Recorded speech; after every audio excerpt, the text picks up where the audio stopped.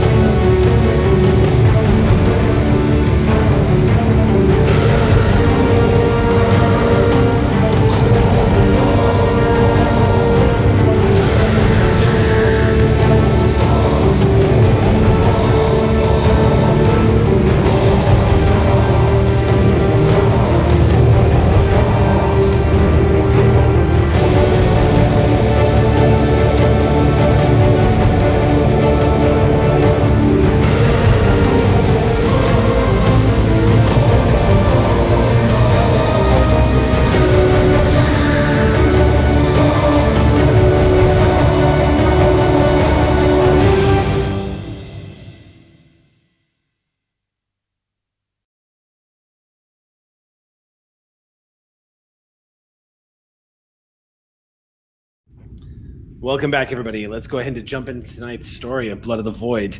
When we last left off, the crew of the IKS Borku had just investigated a distant world looking for evidence of Trillium D contraband that may have been flowing into the hands of Romulans that were plotting to use them to enforce their vessels for what they could only assume to be some kind of possible incursion into the Shackleton Expanse. Now, what strategic value the Shackleton Expanse holds to the Romulan Star Empire is anyone's guess. But after finding this facility and investigating it, it was discovered that at least 14 vessels, the names of 14 Romulan Imperial vessels, were on a list of ships that apparently seem to be getting their hulls reinforced by any of these Trillium D deposits. Interestingly enough, the name of the Spectre, the elusive warbird that everyone's been hunting, was not on the list. And since then, you have all learned that there's a possible schism between Mindak, one of the most respected and loyal admirals of the Romulan Star Empire, and Sela, one of the most infamous Romulans the Alpha and Beta Quadrant has ever known. She is the head of the Tal Shiar and a brilliant, if not incredibly cunning leader. It's possible that the operations that are taking place right now in securing these Trillium D deposits have been all her doing, and that Mindak is operating independently, which opens the door a whole flood new of questions. For example, what's the deal with the cloaking device that you guys have all been trying to track down? That investigation of the invasion into the database where the blueprints to General Chang's bird of prey's technology of that bird of prey, the cloaking device technology, where was that headed and why was that extracted? There's a lot of questions that still have not been answered, but all of this is linked somehow. And what you uncovered in this facility is essentially that these Trillium D deposits are being used by the Romulan Star Empire. There's also a growing suspicion that there might be an inside man taking place here. There might be somebody within the Klingon Empire who has been helping facilitate this. Because it's becoming more and more difficult to believe that this could be happening under the nose of Klingon intelligence or the Klingon Empire, particularly because of what took place on the space station where that information about General Chang's bird of prey was swiped. But that's not all that happened last episode. We also had a very mild case of wanting to kill everybody by Kotar when he came into contact with the Trillium D. And after being subdued, has learned that this Trillium D, just as it does a normal full-blooded Vulcan, will still affect people of Vulcan ancestry, as it sent one of the biggest Klingons that has ever walked into a full rage and endangered the lives of the crew. But thankfully, the quick thinking of one Idaj, you were able to hypospray him into a sweet, restful sleep. Or I should say, sedated him. Upon return, and learning more from Sprack and Skag, the two very annoying Ferengi that you had to deal with, what you have been left with is a bunch of loose ends. You found the facility. Now what? You have evidence that the Trillium D has been installed into the hulls of these vessels. How does this link up with this Romulan admiral who's sailing around the stars with a ship that can fire while cloaked? And what is that related to Sela if they're not connected? The last bit of evidence that's kind of floating around out there that's been kind of confusing is the possible involvement of somebody on the inside. If that's the case, who do you trust? Now, if you remember one of the moments in the last episode, Bamir actually decided not to contact High Command and tell them about what y'all discovered for two reasons. One, you're not supposed to be out here. You were supposed to be on station keeping near the Romulan border under cloak. You were given a shit assignment where you were basically just supposed to sit around and look for evidence of Romulans crossing in through the neutral zone. How were you ever expected to find that? Taking the initiative, you found this facility, and now you have some evidence, but you're not exactly sure who your allies are. This game is picking up a week after that took place. Frustrated by the lack of leads after everything you've discovered, and unsure of who to submit this information to, the Borku is essentially returned to its assignment space, where you were all originally stationed to patrol, and have been, for the past 7 days, under cloak, patrolling the Romulan border. It has been a frustrating hurry up and wait, and not entirely certain as to what to do next. But that all comes crashing to an end when you receive an alert of a communication from General Kargan to Captain Bamir, waiting for you in your personal quarters.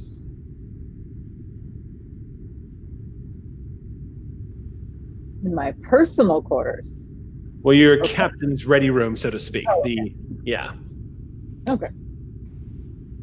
Well, am I alone there? Mm-hmm. Currently, you are alone. You're sitting in there. You're with a data pad in your hand, reviewing a lot of the.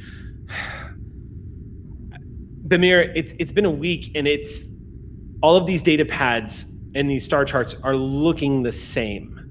They all look exactly the same at this point. A lot of nothing happening out here. There's been a few merchant vessels passing through, but they are so insignificant, and all of them are completely checked out. You're distracted by the chirping sound, that sort of great sound to your right, where your personal computer actually alerts up with the insignia of the Klingon High Command, and it is Narendra Station calling, General Kargan's personal line. Very exciting. Something, finally. I click to open the message. The visage of one General Kargan is waiting for you when the screen goes live. He has always been a very unpleasant-looking man, even for a Klingon. For a Klingon, he seems to always be scowling, always looking at people like they're idiots or like they've said something stupid. He always seems to bear that expression on his face. For some, it disarms them. For others, it's infuriating and annoying. Bamir, you've come to realize that whatever the purpose behind the way he presents himself is, it constantly puts people at a disadvantage when dealing with them. You've managed to learn how to keep a cooler head so you can really analyze what he's saying to you. But that doesn't take the edge off of seeing his face pop up on that screen. Especially because this is the man that sent you out into the middle of nowhere. General, to what do I owe this honor? There's been a development. Yes. Admiral Mindak has been, how should I say, welcomed back into the arms of the Romulan Star Empire. Your chances of finding him are gone. He's returned to his people, and apparently has sided with the Romulan Senate. The threat of a Romulan civil war seems to be coming to an end, and Sila's grasp is slipping away. Does that please you? Does it please you? I don't care either way. I would have liked to have seen Romulans killing each other. I will settle for them staying away from Klingon territory. Then, yeah. It sounds like our business here is done. Would you like me to return to Yes. Narendra? Return to Narendra Station immediately. You are authorized at maximum warp. I will see you soon, Commander. And abruptly cuts off, just ends transmission. Yes, sir. I call, open a message to my senior officer. Senior officers, report to my quarters. Right away. Here we go. Moments later, your senior staff is crowded around inside your quarters. Riek, you see her face is scrunched up as she's looking at everybody and looking at you. Riek is nothing if not pretty perceptive, Commander. She seems to be pretty aware that something has displeased you. And it's almost like she's anticipating bad news.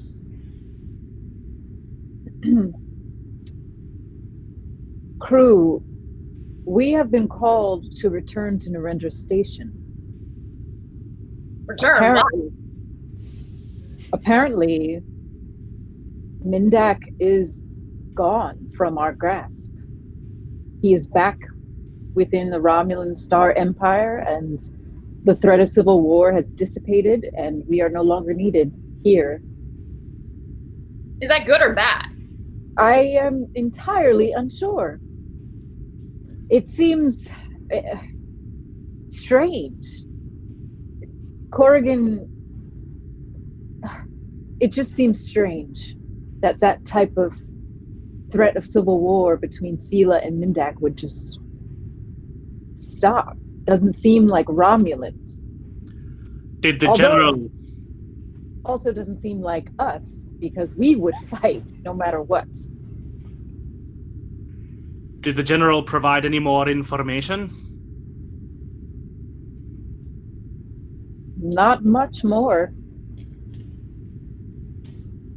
It Just that seems we are... suspicious, Captain, that we are recalled on such short notice without further information about what we should be doing, or the circumstances of this end to Romulan strife.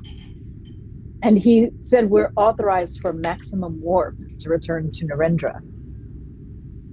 What's going to happen to us once we go back to Narendra? Why do we need us back so quickly if there's no concern whatsoever? I agree with the first officer.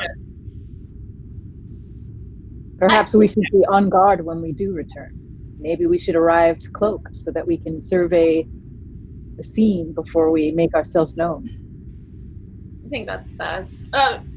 Commander, are you in contact with any of the other Klingon captains? Maybe we can casually ask if everyone else has been recalled as well, or just us. A good question. Can we contact my little fling guy? Tagal? Yes, Tagal. Captain Tagal? Yes. Would you like to do that now? Yes. So, Commander, as you move back behind your desk and reach down to touch the pad in order to open up a channel, your hand pauses, and instinctively you quirk an eyebrow because waiting for you coming into the channel is a hail from Captain Tagal. Hey, we're still there, right? Mm-hmm. Everyone's still in the room. Okay. I'm just winking at Commander Thamir at this point. I wink back. You're like, oh yeah, he was going to call. Yeah. I open the channel. As it comes alive, you see from what it looks like he's on the bridge. He's in the captain's chair on the bridge. You can see just from the screen that you can see, the bridge on his vessel is considerably large. He is in a Vorcha-class warship. So you can see the depth of field of all the Klingons behind him at their stations. But the look on his face is quite severe.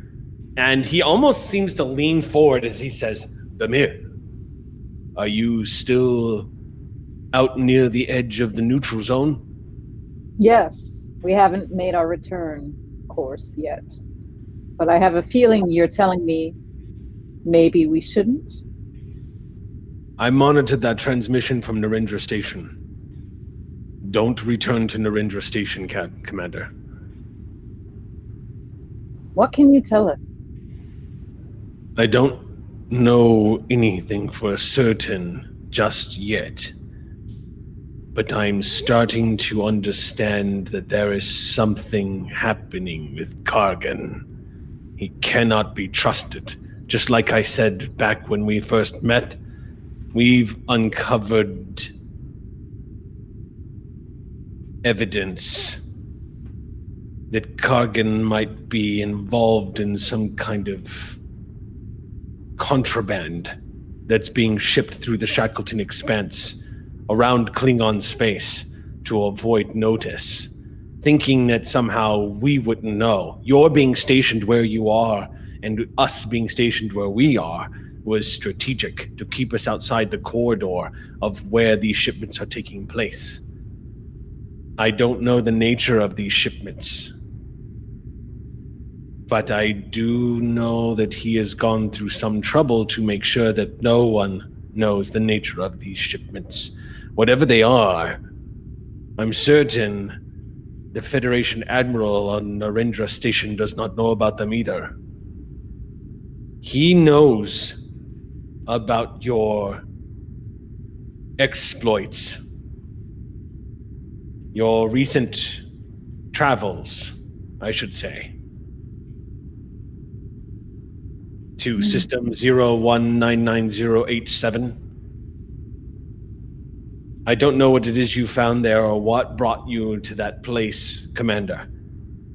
But I don't think it's coincidence that after he's discovered that you went there, that he's calling you back quickly. Yes, this is starting to make sense. You heard the news about Mendak? Well, we heard news, but I don't know if it's the news. What can you tell us about what happened with Mendak? only that Mindak seemed to be chasing a Federation starship. The more I've learned, the more I'm becoming convinced that Mindak is actually not connected to what it is we have discovered. He's a diversion. I think so. Probably well-timed and just being used to distract us from what's happening at the border. There is something involved with Chang's cloaking device that should have been destroyed. Did you uncover anything in that system you went to? I'd like to do an insight check. That would be... But also I'm seeing my members shake their heads and I'm like, I don't think I should tell him anything. Kotar, on the opposite side of your screen, you just catch him doing like, no, don't say anything. Is there a mute button? Kotar's like, I've seen Game of Thrones, don't do this.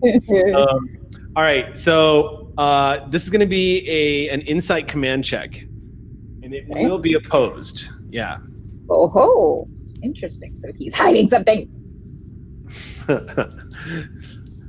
Possibly. Insight command. We don't have difficulty any- is 1. Okay. All right.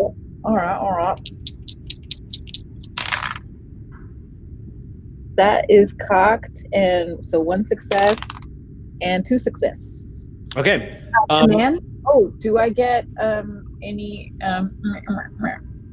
Momentum? No. I rolled a 5 and a 6. I have a 5 in command, so I don't know if any of my focuses apply though. Probably not. Unless I have like anything like sense motivation or anything like that as a focus. Nah. Yeah. So you're leaning into your instincts, Bamir. You study his face for a moment, and you get the impression that he's being sincere. Not the same as honest, but definitely sincere. Okay. I still am looking at my security officer doing this, Mm-hmm. and I look kind of as well. I see everyone kind of. So I turn back to the screen.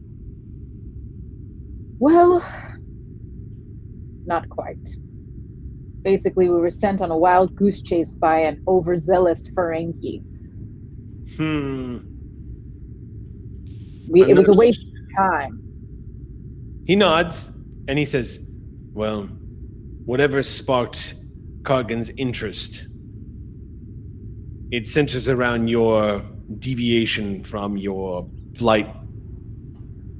I think it has something to do with whatever it is you were up to. Maybe we came close to something and he's afraid. Possibly. It should be difficult to communicate after this transmission. If you're planning on not returning to Starbase, then it's likely we are going to be recalled, or at least interrogated to find out when we last spoke to you. Whatever you're planning on doing or whatever you can do, you should do it quickly. It won't be long before Kargan figures out that you know that he knows. I press the mute button. Okay. I'm just like, 1 second, please. Hold, please. Hold, please. Yeah. Crew. I have a sense that Tagal, he may be an ally now, but we need to secure some way to secure his loyalty or to check to see if he's been compromised later. Any ideas? It is my job to know how people intend to act, and I don't think you get a good sense of that over a comms, but I am quite intrigued as to how, one, he was waiting for the call to happen because he called you right after you got off with Kargan, and then two, if he is so concerned, why risk it if he knows the Kargan's going to be looking at his logs after to see if they communicated with us? I'm not saying he's a liar because I don't want to insult you in your fleeing, Captain, but I don't think he's completely honest either. I give Commander, is there any way that we can... I said that comment. Commander, is there any way that we can track his flight pattern? You can get it. Yes. So the fleet is constantly communicating with each other, letting them know where your locations are. Even when you're running silent, you have an approximation of where ships are located throughout this sector. So it's easy to actually pinpoint where his ship is. I think it would be best also if we were able to, maybe engineering can somehow fake that our ship has been disabled or crippled as a reason for us to not go back to Rendra, as opposed to full-out rebellion against the entire empire. Yes. And so we might buy some time and do some discovery on our own. It sounds as though Tagal intends to go back, though, and listen to orders while telling us not to do the same. Yes, exactly. So I think it's best to tell him that we will attempt to go back while not maintaining the same course. Commander, if I may speak, if we can access Tagal's flight pattern and find out where he's been when we were accessing, or when we found the Trillium D, then maybe we can get an idea of what he's been up to and see whether he's trustworthy or not. And also, I would like to see if we can get any, since he's monitoring our calls, can we monitor his calls? It would be a wise move. Even if he is sincere with his intentions to you, it does not mean he does not have other intentions. Perhaps he is currying favor with the general himself. As much as he speaks ill of him, honor is honor among the Empire. And he's trying to get us out of the way because we're a threat to his position. Perhaps he does not consider you an enemy, but he does not trust you as an ally truly either. Yes. I agree with the first officer that we should make efforts to deceive the sensor nets and the fleet logs. Whether we say that we are disabled, or if we perhaps send a false transponder code to say that we are indeed on our way back, but give a false location as to where we actually are. Yes. Also, Mac, how is everyone knowing our business, where we've been, who we're talking to? We need to do a full sweep of the entire ship and see if there's any spies on board as well, which I'm happy to do with Kotar. And up our encryption rates, because why is Tagal monitoring our calls? And I bang my hands my fists on the table. Okay, smashing it down on the table. It may also be prudent to... My apologies, Commander. No, please, Damian. It may be prudent to look into the house politics of Tagal and Kargan, if there's any conflict or perhaps agreement in their pasts. There may be more relationships between these two than we realize. Whether it is friendship or resentment, we should find out. Yes. And that also makes me realize, okay, I have an idea. I turn the mute button off, turn back to the screen. You see an impatient look in his eyes as you deactivate the mute button. He quirks a brow at you and looks at you very irritated. Tagal, apologies for making you wait. I know this is a tense time for all of us. My crew and I needed to discuss our plan as to how to avoiding listening to a direct order from General Kargan. But what we discussed is that we are done with Kargan. He is a Patak, and we will not be listening to his direct orders from now on. We thank you for letting us know that he is without honor. Go safely, my friend. Kapla! And actually, no, I want to see his reaction. You see he's about to open his mouth to speak, and you just cut off the transmission.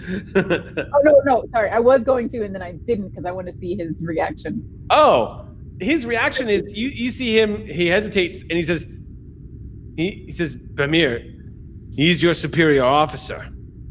If you refuse him, he will send ships after you and label you a traitor to the Empire. You have a small window to prove him being a traitor, or whatever it is he's doing. Otherwise, you won't be able to trust your own crew not to kill you and take command. Then what do you suggest we do, Tagal? I don't know. You're in deeper than I am. I only am knowing that something is happening and that something is going on. Whatever investigation you've been conducting, keep going. But your window of time is very small. I've done all I can for you. I wish you luck. I wish you a good death. And I to you. I close the channel. Okay. Channel just kills right there. I turn to my crew.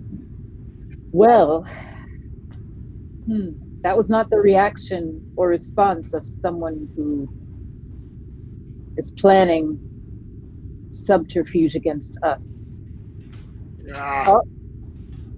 Captain, I say trust no man who presents problems with no solutions. It's a little too convenient for my mind. He does present a good point. As much as I do like killing things, I would not like to take on the entire Klingon fleet. So we are, I believe, as the humans say, in a rock in a hard place. And just to expand on that, the point that he was making is also totally valid. If the crew finds out you're disobeying a direct order from General Kargan, then you'll have a very limited window in which to act, because they might find that it's their opportunity to prove their loyalty to the Empire by killing a traitorous captain.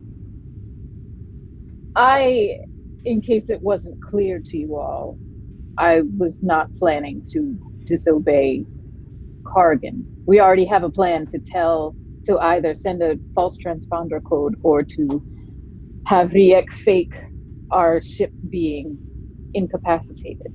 I just wanted to see what his reaction would be to us declaring outright rebellion. I feel like someone who would want to show us in a negative light would take that information back to Kargan, don't you? So if we hear things back from Kargan about us, then we know who it came from. The only person outside of the ship and our crew right now is Tagal.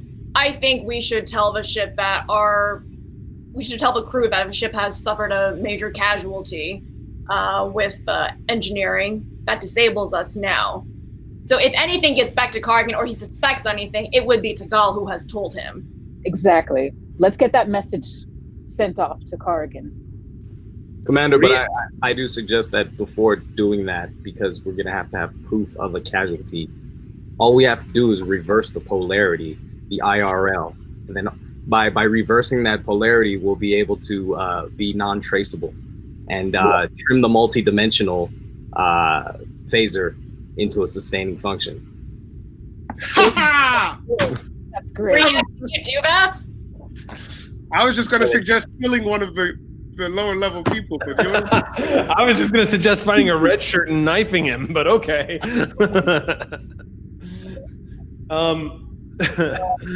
on that ASAP. Which is to say that Kotar did almost go insane and try and stab me in the face. He could have gone insane near one of the reactors and caused some sort of malfunction.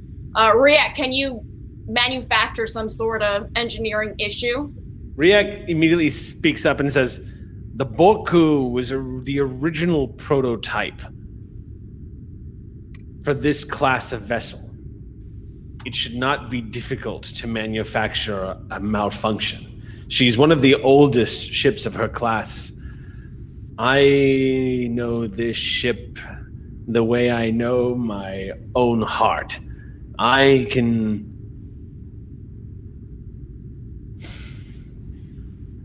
might need some help distracting our engineering crew, They are not without brains.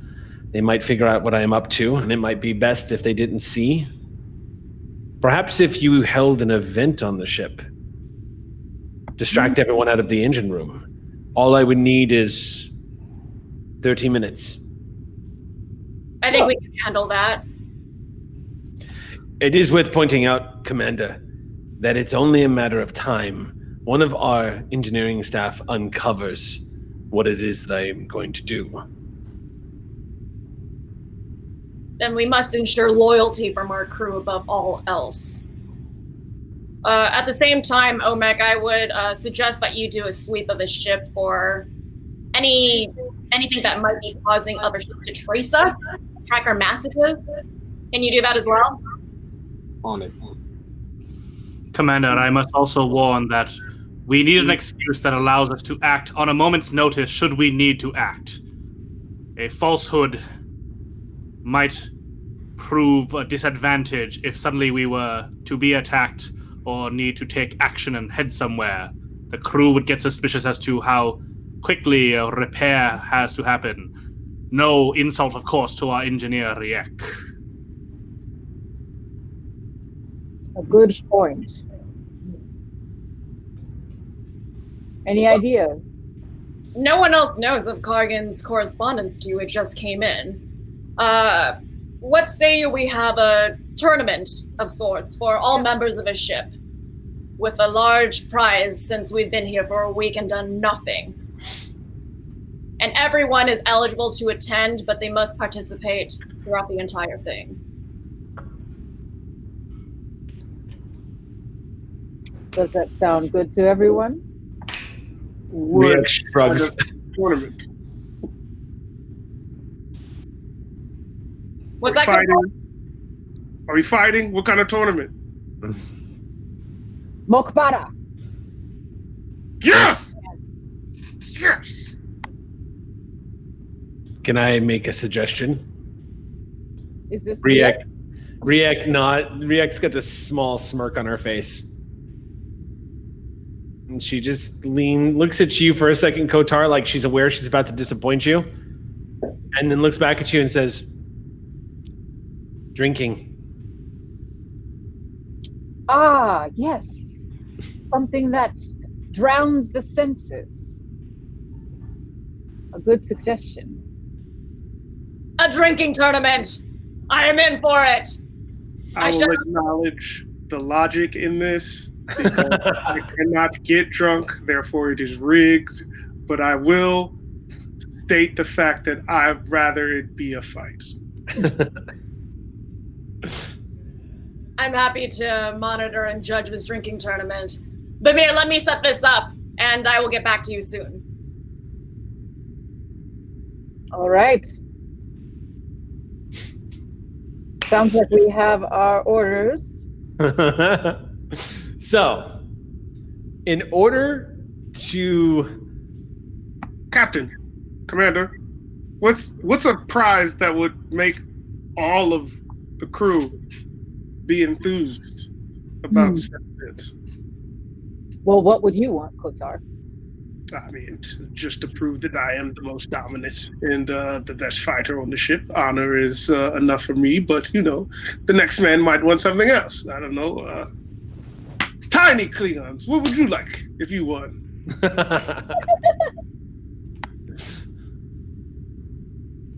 Darsec, and an unlimited supply of blood wine from the replicator. While aboard. I think that all the Becks seem to treasure is a position working next to us on the bridge. I would suggest we give a temporary stewardship to whoever would win the tournament to come on board the bridge and serve with us. Possible promotion if you outdrink everybody.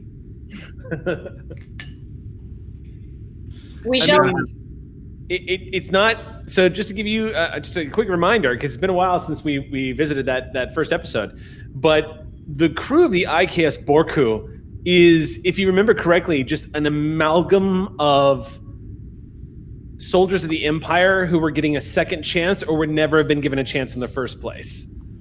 So Adaj's suggestion may not be without merit. And perhaps Perhaps we also offer some type of not empty title, but some type of lower rung title in the House of Quebec to the winner of this drinking tournament. Like a steward of House Quebec? Yes. Or, yeah, I mean, you could make somebody an honorary member of your house, and that would be huge, because you're still a minor house who's being courted by the great houses right now. Quebec doesn't have a long history. You're still relatively new, but you've got your own warship, and that's nothing to sneeze at. So this would be a huge opportunity for any ambitious Klingons. All right. So it is settled. A stewardship in the House of Quebec, which would include time on the bridge with the senior officers. So you guys are staging a sabotage of your own engines. It's not actually a sabotage. By way of drinking contest, so that you can uncover a plot by a high-ranking Klingon general. Is this an 80s movie? I know.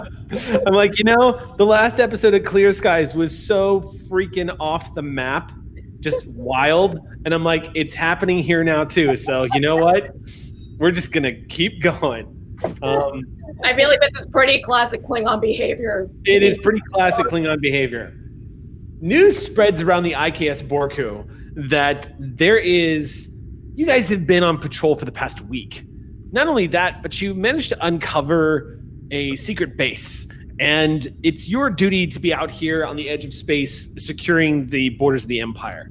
But it has been very little time where you've been able to really celebrate being Klingon. This is an opportunity. Things are slow.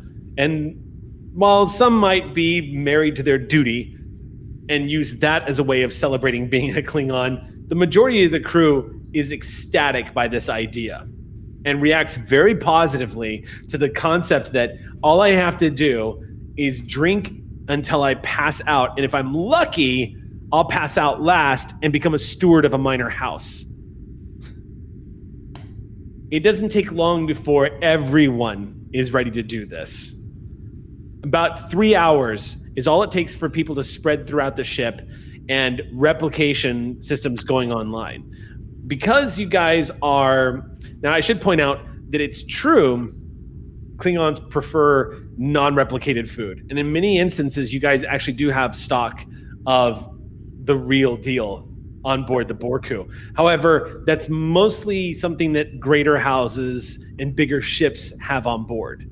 For the most part, the IKS Borku being kind of, for lack of a better way of saying it, like a backwater ship where you guys don't have as much privilege as some of the other older houses and whatnot, because y'all are a new ship. You rely mostly on the replicator.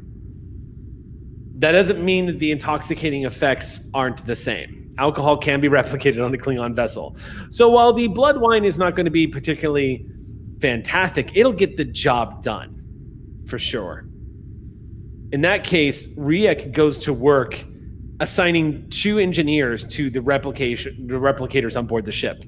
Go ahead and spend 2 energy out of your pool for the Borku on the Borku character sheet. And that is going to simulate the amount of energy the Borku takes replicating all of the blood wine you are going to need for this event. So in the main hall of the vessel, actually I have a blueprint here. This is to a Burrell bird of prey, but it's assumed that the Burrell and the Cavort class are about the same vessels. One's just a lot bigger. Let me pull this up here. Such a cool ship. It was my favorite ship when I was a kid. I used to take my toy airplanes and pretend like they were Burrell birds of prey, because they didn't make Star Trek toys for me back then. Okay. Warp core, dilithium sequencer, main engineering. Okay, so the main cargo bay is where this is going to be taking place. And a lot of people have been clearing out the cargo bay. because the crates down there, in order to make room for the crew to gather down below and start basically setting up tables for this drinking contest, it's going to take a few hours of hard work to get everything like in place. For the bridge crew, while this is all happening, what do you guys want to do? Because I'd heard some talk about monitoring transmissions. I'd heard some talk about scanning. I'd heard all sorts of things. So you have about 2 hours while this is all being set up. What would y'all like to do? I'm going to focus on like the party atmosphere of distracting everyone. And I'm just going to get way too into it because this is all fun. So in addition to setting up like the entire hall as a drinking tournament, I'm also going to set up some obstacle courses for people who are too drunk to continue, and offer some minor prizes along the way, and like set aside some fighting pits as well for different prizes. And also just generally supervising this whole thing. Okay. Also mixing some cocktails on the side. I'm going to send some of the lower backs and force them to just become bartenders and just create more cocktails on the side. Riek has a suggestion that she proposes to you. Yeah. She basically says, since Kotar can't kill any of the members of his own crew, and because of his Vulcan blood, he won't drink, why not do something that will amuse both us and perhaps give him what he wants? In the fighting pit, make it so if you punch Kotar so hard that he doubles over, you win a prize. This is a wonderful idea, Riek. And I'm going to order Kotar that he needs to do this. It's going to be the equivalent of a dunk tank with Kotar. Basically, you get one punch. It's like trying to lift Thor's hammer. You get one punch. If you can make Kotar double over, you win a prize. This is awesome. I'm in, and I'm going, Kotar, part of a plan. Part of a plan. Am I walking up and having this told to me, or did I overhear it? We'll say you're walking up, and Riek turns to you, and Adash and Riek kind of look at you with big, toothy Klingon grins, and Adash kind of pitches this to you. My nose just healed yesterday, and I can't get drunk. I don't not drink, but fine, whatever. I'll do it. This mountain of a Klingon pouts as he stomps away.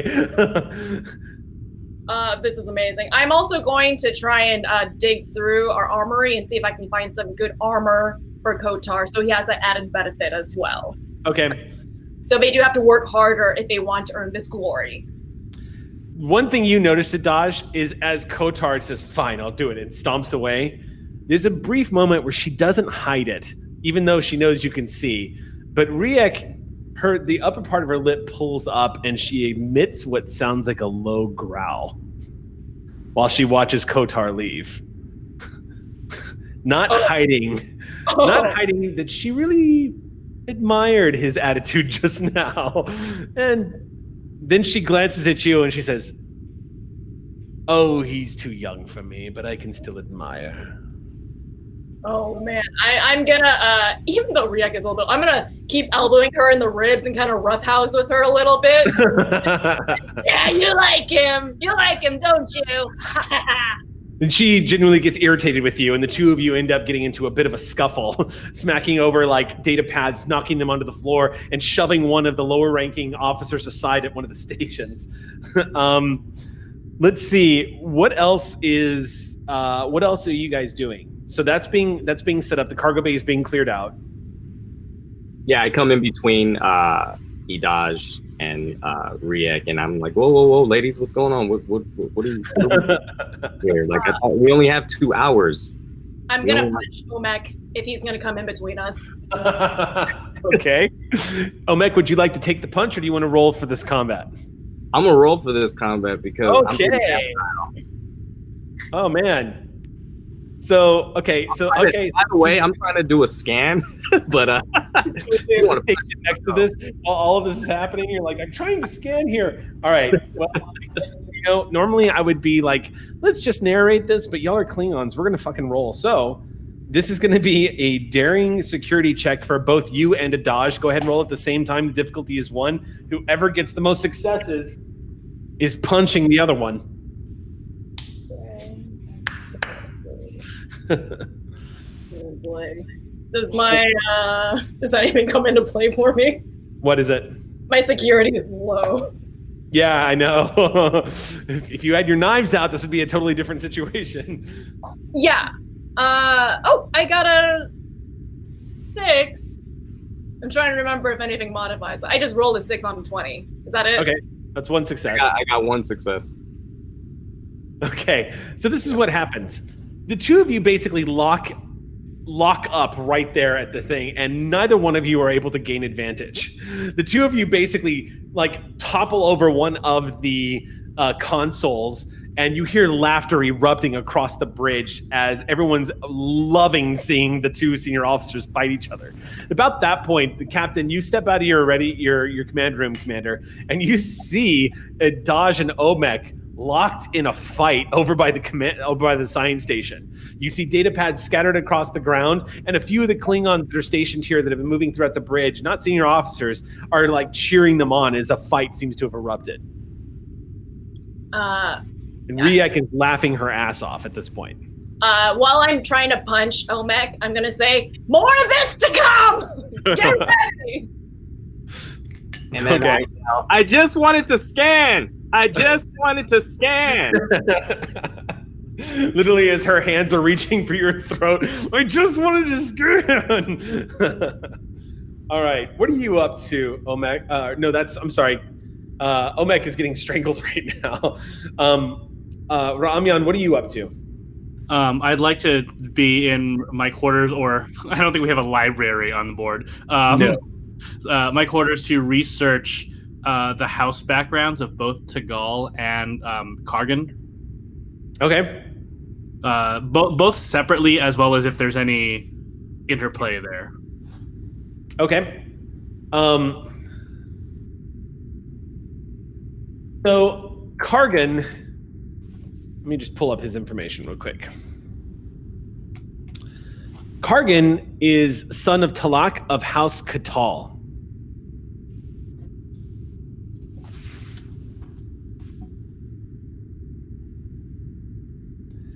Captain Tagal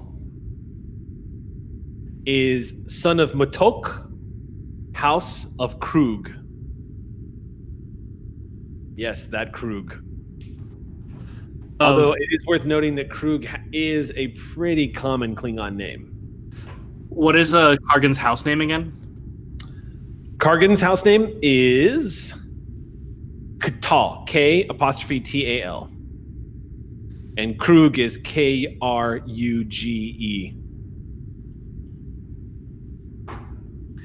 And tell me if I need a roll at some point. Do these houses have specific reputations or any conflicts with each other? Krug is known for being a very aggressive house.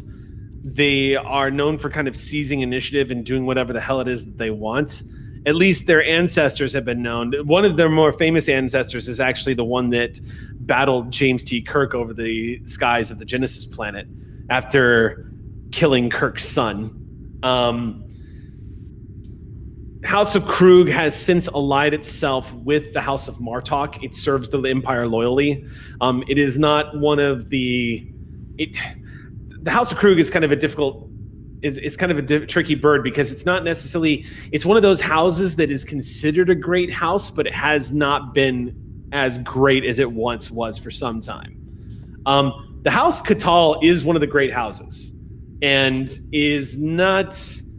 doesn't have any. Katal is kind of one of those houses where they're not particularly known for doing anything specific. They kind of just enjoy their power and their privilege. Kargan is a Klingon that has felt like every duty that he has ever had has been beneath him, and that's not a secret. The only time he has really enjoyed anything he's ever done is when he was commanding a starship. You do know that Kargan has always resented being stationed at Narendra. He has hated it because he was stationed at Narendra throughout the war. So he did not get to partake of the glory that was to be had during the Dominion War. He was out here on the edge of space, making sure the Romulans didn't enter the war and approach the Klingon Empire in a pincer action, which to his mind was bullshit. He has, ever since then, he has been known to be a very bitter Klingon. Not much is known, honestly, about Tagal. Tagal served honorably in the Dominion War. He has a lot of commendations on his record. He displayed incredible heroism during the Dominion War and is responsible for the destruction of multiple Dominion ships and personally killing multiple Jem'Hadar soldiers. It was what got him the command of the IKS Kuvat, which is the Vorcha-class ship that he now commands. A coveted prize among Klingon commanders. It is one of the most powerful warships ever built. Even though it does not have the same scale as a Romulan D'Deridex class warship, the firepower a Vorcha class can bring to bear is astonishing. They are very powerful. And neither house has any either conflict with each other, or I guess they're both super loyal Empire houses, so they're not trying to betray the Empire at all, as far as I can.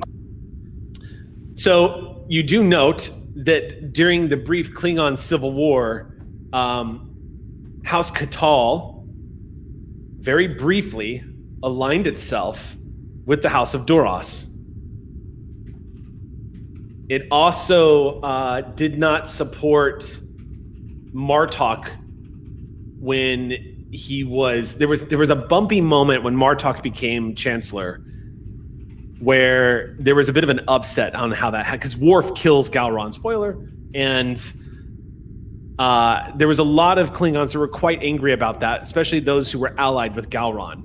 The last thing they wanted to see was the House of Martok gain the chancellorship. So there was a bit of a bumpy transition there, but Martok managed to solidify his power in the course of the Dominion War. It's unknown where House Tagal or where Kargan's house landed with that, but there's nothing in the library to suggest that they are traitors to the Empire or that they're against Martok. If you want to roll, you can do a deep dive into the Klingon archives to investigate, essentially.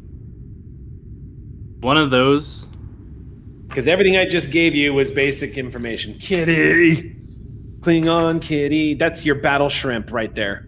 The fuzzy Klingon battle shrimp. Okay, so you are going to roll. Amyan is going to roll.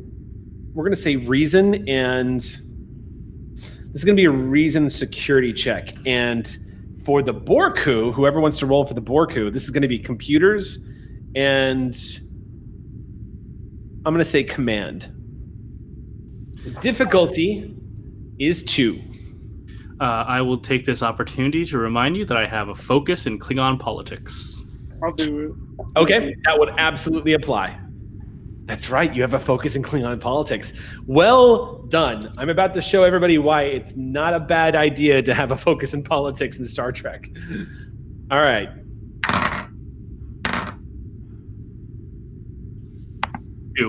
Two successes, no crit. 2 successes. How did the Borku do? Remember, you only roll 1 die for the assist. You got 1 success? Okay, cool. All right, so gain 1 momentum, everybody. So we now have 2 momentum, FYI. Okay, so your deep dive, Amyan, into the Klingon archives, you begin to see something of a pattern here. House Katal seems like it's one of those houses that's constantly testing the waters as to who's going to have the greater benefit to the house. That's not unusual at all. You see that all the time in Klingon politics.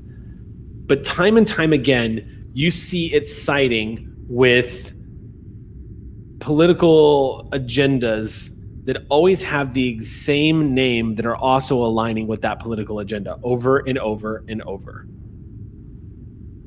Duras. again and again, you see House Duras being one of the houses that is constantly associated with a lot of the political movements that Catal is involved in. Now, as suspicion begins to creep in, Amyan, I should tell you that House Duras is not having a good time. Their constant displays of dishonor and political acumen have cost them. Pretty much everybody that is a major player in the House of Duras has been neutralized. It's unknown where the retainer of House Duras just kind of disappeared and has never reappeared. It's assumed that maybe he was lost during the Dominion War, but it was the son of Duras himself, and he just kind of vanished. Of course, Ursa and Baator were killed by the Enterprise D some many years ago. So there's no major players in the House Duras. As a result, it is a great house that is currently in the process of falling into ruin. Still considered one of the great houses of the Empire, but doesn't have a strong political pull that it used to anymore, especially because no one can find the heir to the house. So a lot of the stewards of the house have assumed control. Its future is uncertain. However, you continue to dig and you continue to see that a lot of the actions that are involved in Klingon politics usually involve Catal and Duras in the same columns. If you want to know more information, you have to do a obtain information check, which is 1 momentum. You get to ask a question and I will answer it. I feel otherwise satisfied unless the other players have a suggestion. Did you get info, additional info from the role about Tagal's house? Any connections to the Duras's and Tagal's house? That might be a question. If you want to ask it. Is that the only suggestion? We good? Should I use one? Should I use one to get it? Ambivalent shrug. Let's do it. All right. That's the spirit. Okay. So what is the question? Does Tagal's house have any attack? Does Krug have anything alliance with the House of Duras? Yeah, if it's possible to frame that as, does Krug have any alliance or association, I guess, because we're looking at associations at this point, right? Association with Duras, or at least falls into the same columns as House Catal. Right. Maybe they overlap in a different way, but they might still overlap. The House of Krug allied with Gowron during the Klingon Civil War. So they actually fought against House Duras when that whole mess was happening. You do not see that they judging from what you see after spending about an hour researching this, you don't see any evidence that there's any love for House Duras among the House of Krug.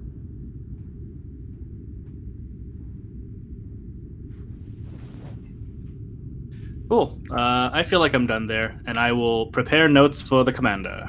Okay. Things are moving forward in the cargo bay. Now, I'm going to roll here for a second because Riek, this is going to be something that Riek does while y'all are getting the entire crew shit-faced. Also, funny story. One of the ways that pirates used to keep their crew from killing them was getting them drunk. And it's one of the reasons why alcohol was a big deal on board a pirate ship, because if you went so long without taking a prize, then the crew blamed the captain. And there's actually logs of Edward Teach, also known as Blackbeard, entering into his log that he spent days at sea getting the crew completely shit-faced because he knew that they were going to kill him if they didn't find anybody. Unfortunately, his crew was completely shit-faced when they were found by the British and he was beheaded. Whoops! So don't do that. Oh, absolutely. There's a lesson to be learned here. I feel like the best intelligence is always gathered in vino veritas, in liquor or truth. So I'm always down to have a drink with everyone and just play truth or dare, you know? All right, I'm going to call upon I'm going to spend determination for Riek. She's calling upon her value. My blood is in this ship. And I'm gonna roll. Oh, okay. May I spend momentum to re-roll that? Yeah, does this also count as like a command task because we've instructed her specifically to do this? You can assist here, yeah, if you want to do that. I'll let you do a presence command check. Yeah. Why can't I roll like this when I play D&D? Damn it all. Okay. If you rolled complications, then please do re-roll those complications. I didn't roll complications, but I rolled very, very close to complications. Okay. Let's see. She does have cautious engineering, so this is going to be... Oh my god, I rolled the exact same thing. I rolled a 17 and an 18. But I get to re-roll one of those because I spent a momentum. And I rolled a 2! So the crit kicks in. I also got a success. Excellent. Wow. Okay, so 4, and you got a success 5. Okay. She goes to work while all of this is happening. She waits until the time is right and the crew is summoned forth. She throws a bit of a fit in the engineering core, screaming at everyone to get out. Let's put it this way. We'll say with 5 successes, she manufactured something brilliantly clever. She manufactured a fake fight between you, Adaj, and her. So those who saw you two fighting on the bridge, she contacted you later and say, "Don't put me on the invite list." Let everyone know that I've been specifically not invited to the event. Oh, and I'm gonna also go to engineering and call out everyone by name except Riek. Okay. So, like, you, Tulum, you're coming in, and you, Petro, you too. And I look at Riek and I'm like, and just pass her over. Okay. One by one, you go down the line and start pulling people out of the engine room. Eventually, she screams at everyone in the engine room. She interrupts you and tells everyone to get out. It's a huge engineering staff. A Cavort-class bird of prey is a, yes, Jody, massive ship. So a lot of people removing themselves all at once, a big crowd. And she finds herself in that engineering room alone with a lot of whispers passing around the ship like, ooh, there's going to be blood between the commander and the chief of engineering. Eventually it empties out and she goes to work. All right. So as that's happening,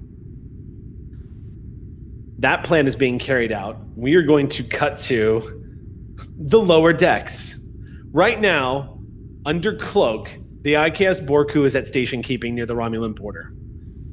Now, if anyone were to see this Klingon vessel just hovering in the middle of space, it would seem like it was just not operating. But in fact, what's happening is the entire crew has set the ship. You've essentially put the Borku in park as everyone has gone down to the lowest deck of the ship where the cargo bay is located, where you're able to fit most of the crew.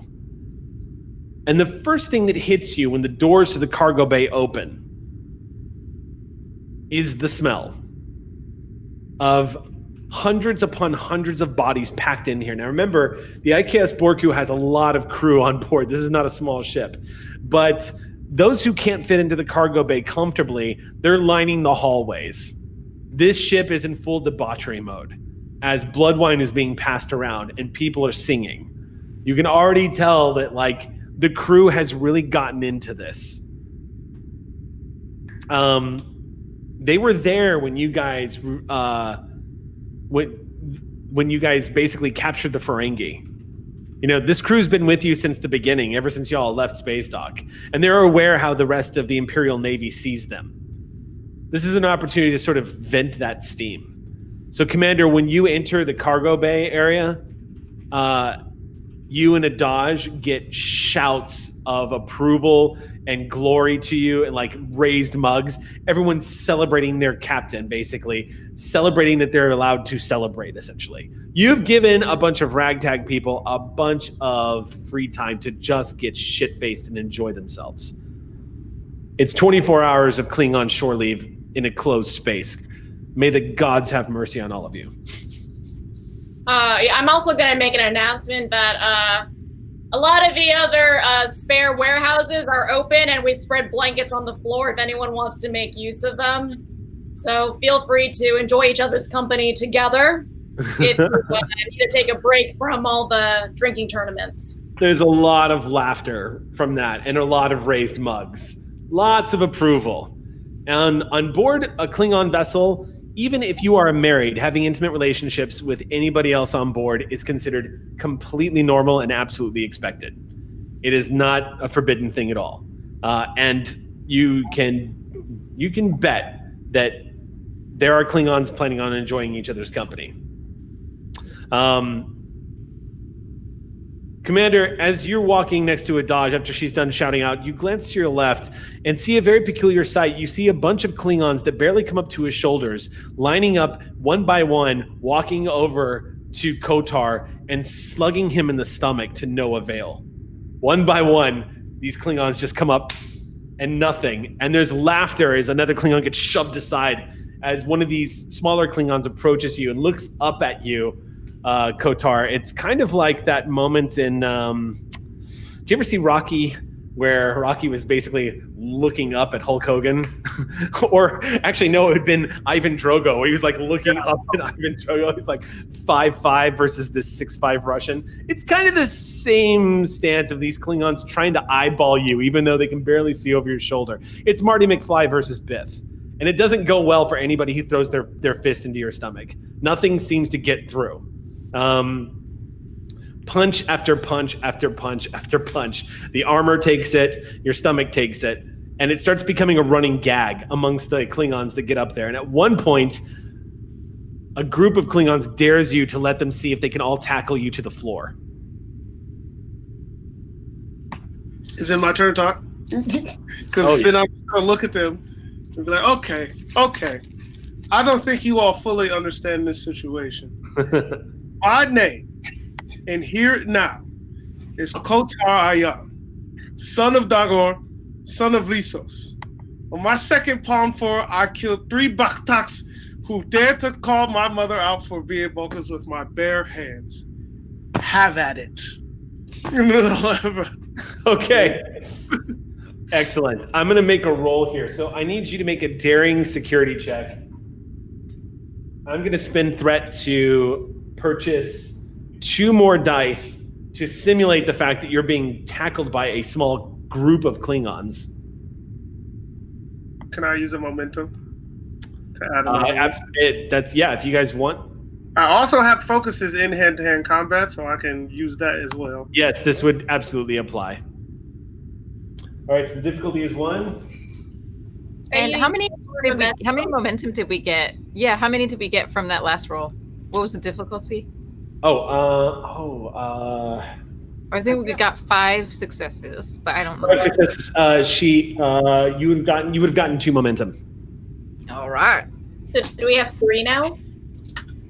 Or did we lose 1 between scenes? You lost 1 between scenes, so you should have 2. Okay. Yeah. So how many D20 am I rolling? 3? 3.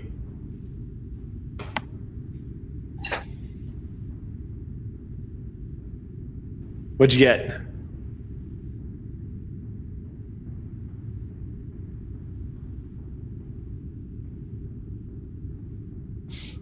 I got 2 successes, but 1 was a crit. So 4 successes?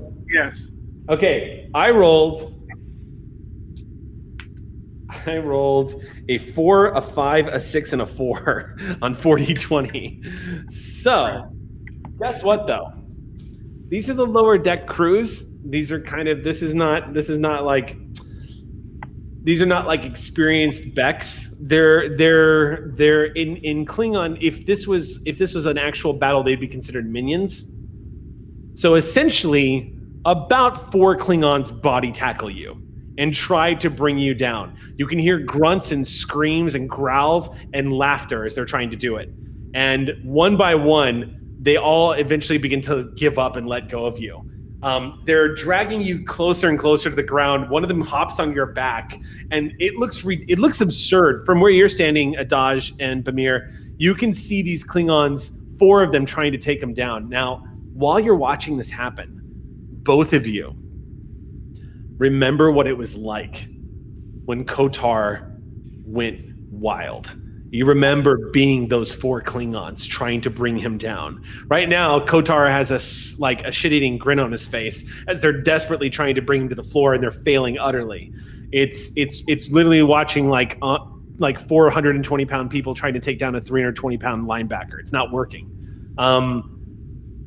But it's reminding you, again, the two of you are kind of having the same thought, a quick flashback of what it was like when he just hulked out and was about to kill somebody.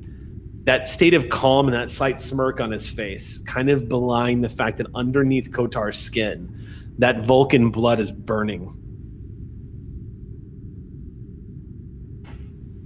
I'm going to yell out to them, you can do it! He's ticklish! Okay. Fair? I don't know if they are or not. I just think it would be amusing to see the Becks try and do something about that. They can try to tickle Kotar? Yeah, that's my hope, is they will try to, even though I have no idea if this will work or not. All right, I'm going to leave this to chance. Because they are drunk. Even they try, odd they don't.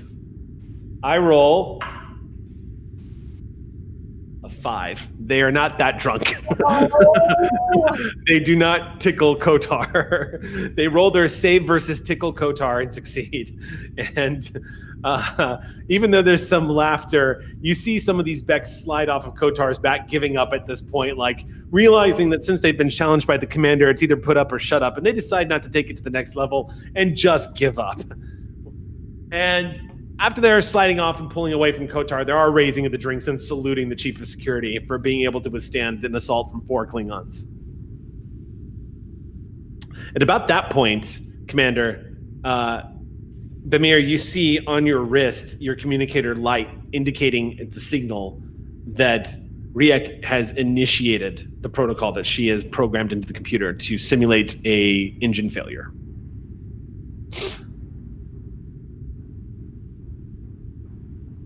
What are the rest of y'all doing? It is pure chaos. There are people drinking. There are people headbutting. There's a lot of song being sung. Yeah, I think I'm gonna wander over to one of the centers of activity of drinking and just grab a blood wine and start a song with everyone just to encourage the merriment. Okay. The event continues, and unless there's anything else y'all want to do, the crew gets adequately shit-faced. So I will say to the Ox crew, if you do have a Klingon character, or if you have somebody who wants to be on the ship, yes, you're all drunk. I want to winner? Just wondering who the winner is going to be. Yeah. That's a good question. Oh, that's a good question. Well, so we don't really have an Ox crew list for the Klingon ship, but we can do this.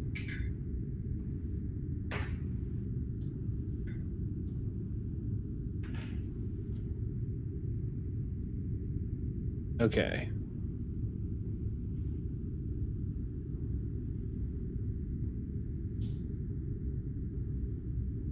Okay.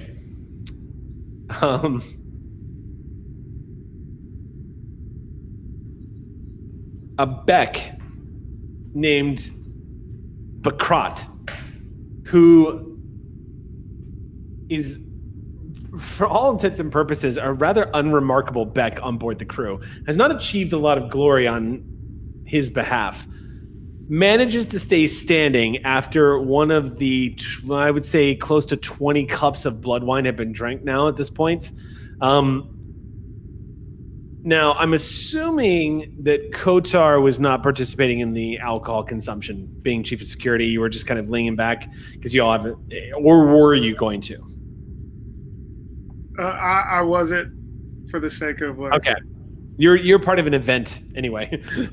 So, right. So Bakrat actually ends up winning amongst the Becks. He stands at about 5'8". For a Klingon, looks pretty like one of those average people that you would not immediately notice walking in a crowd. One of these kind of like blends in easy types. barely manages to eke out a win because he doesn't fall out of the seat. He manages to keep the balance even though he's sitting up, while his opponent that was trying to drink him down basically gets about close to, I would say, 3/4 of the way finishing her cup before she sets it down and looks at him. And he looks back at her, and just a split second before he topples over, she topples over. So it's like a race to the finish, and he is declared the winner. There is a huge roar, drunken, slobbering roar of approval from a bunch of people, a bunch of the Klingons that are surrounding the table watching this happen. Just at the moment that you're seeing this take place, you actually get an indicator that Riek has finished her job down in engineering. As like one of the party planning committee here, Bakrad is the winner, right? Uh-huh. Like, okay, I'm gonna walk. Literally by luck. Okay. I'm gonna grab him by his face and plant a kiss like right on his lips. Okay. Like a big old smack, and then I'm gonna headbutt him too, just as like a congratulatory. You got this. Okay, you plant the kiss on him, and he looks at you like he's not sure he just got kissed or not. But the headbutt is sobering. You smash your forehead into his nose, causing a gout of blood to explode out the bottom of his nostrils, and everyone cheers. Yeah, and then I just wait, like, bring his hand up, like, you know, champion's and be like, the winner! The winner! This, like, half unconscious Klingon, blood pouring down his beard with a smile on his face as you're holding his hand up.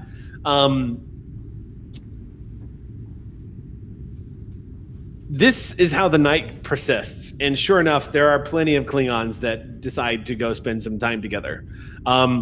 A few of the Klingons that were body tackling Kotar decide, why stop? And go and find themselves a nice little space. Essentially, the crew has a night where they're able to vent their frustrations. They're able to vent the fact that they're stationed out here, that they are aiming for glory, but that the Empire seems intent on sweeping them under the rug. And man, do you know the feeling, Bamir. It was what they have tried to do to you again and again. Even when you got this command, you'll never forget the words of the general who was testing you. This crew really does represent a bunch of people who are thought less of, disenfranchised, pushed away, not to think about, thought of as jokes, not worthy of the same amount of attention, not worthy of privilege.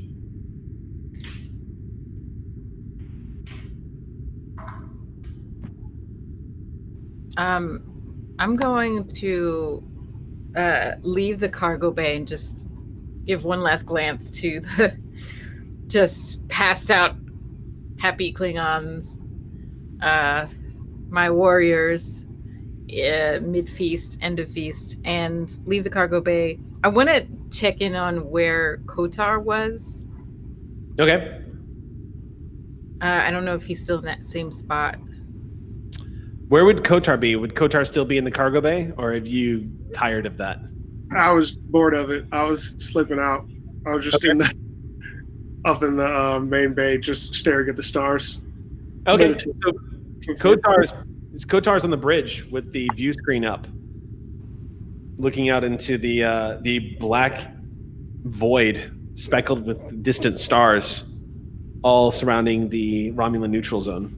Mm-hmm. The two of you are the only people on the bridge. The whole crew is basically kind of gathered at the lower decks. You do see, as you enter the bridge, Commander, that the cloaking device is still engaged and she is at station's keeping. So it's a rare moment of quiet. Kotar, I appreciate your loyalty to this ship and to this crew. But you do not have to debase yourself for our sake. I hope you know that. Admiration and loyalty are given out far more than they're deserved, Captain. There is no debasing in my actions. I have joy and camaraderie. The lower people need it. Is what it is. And there is no debasing. I've been debased many times in my life, trust me. And you will know if I feel that way. Good. It was a good diversion. It I will was. say that. It was indeed. I take slight offense to how often Dodge loves to get me hurt, but you know, it was a good time. Perhaps there is something in you that she sees in herself or wishes to see in herself. Your strength, your endurance. I would take it as a compliment. Of course I do. I haven't received many in my life. You learn to suss out the good intentions and the bad ones. How do you feel about this plan, Captain, Commander? We find ourselves in a sticky situation. Well, I was born to fight. I studied the art of war just from a dog-eared, dusty copy that my mother gave me as a child, but I am no master politician. I'm a commander because I fought my way to this position, not because I plotted and planned for it. I sometimes fear that I'm out of my depth. If we were just fighting, I would be able to fight with the best of them, but all of this hiding and scheming and plotting against a general, I don't like it, Kotar. My mother had once told me as a child, the only way to learn how to swim is to be thrown in deep waters. You don't know who you are until you're forced to face it, Captain.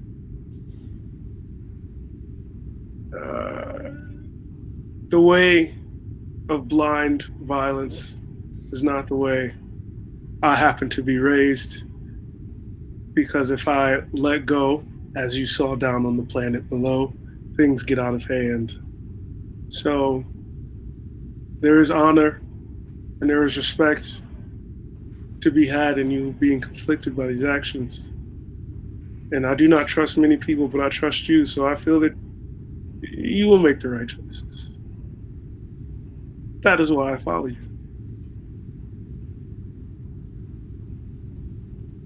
Your loyalty is very valuable to me, Kotar.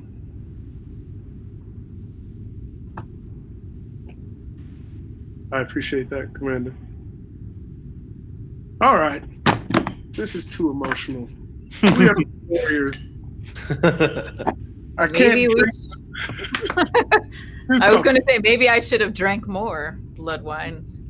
Getting sentimental. Can I pop in because I'm just wandering around with a drink? Sure. Hey, Kotar, you want to do some wrestling 101?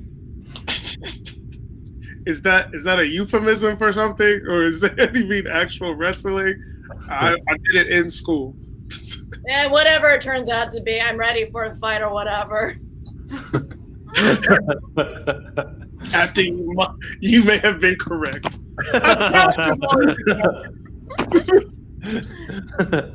Yeah, I'm gonna just try and punch him in the face and then run away. She is clearly intoxicated because when she runs up to punch you in the face, like, it's not only is she gonna miss, but it's clear that ain't gonna hurt. Like, it is such a wide sort of like hammer throw of a punch. You think she hit you, and then she runs away. You see her stumble towards the turbo lift and like lean up against victoriously, like she just nailed you, and then stumbles through and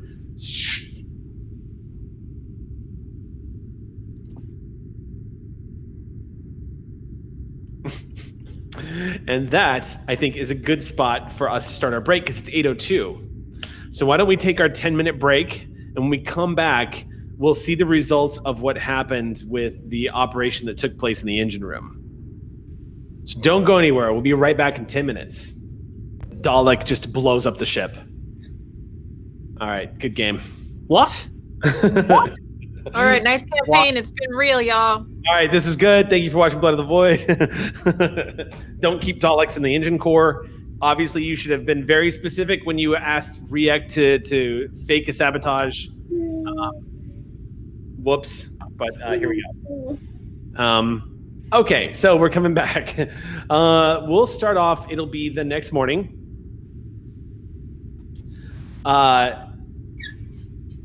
The ship is slow moving. The new duty shifts that are coming on, there's a scattering throughout every single shift on board the ship of people that are recovering from last night's debauchery. But I would say this, that even though there are people in recovery and a few people in the medical bay getting treated, it is worth noticing that crew morale has definitely improved. And at the morning gathering in your office, Commander Bemir, the first thing that comes out of Riek's mouth when the door is closed, she says, well, the sabotage will be discovered later this afternoon. The moment you make an order to move the ship, it'll light up our boards, but I'm concerned about the crew implicating me in sabotage now. I did such a good job setting up this whole thing without anybody knowing I was doing it, and now I realize that I'm going to be accused of setting up this whole thing without anybody realizing I was doing it. Well, did you make it look like it was something that would have happened eventually, some type of maintenance we would have needed? It's something I can explain. Did anyone see you in action? No. My concern is the fact that our crew is not stupid. I think there's a chance they might figure out what I did. Well, let's hope that day doesn't come.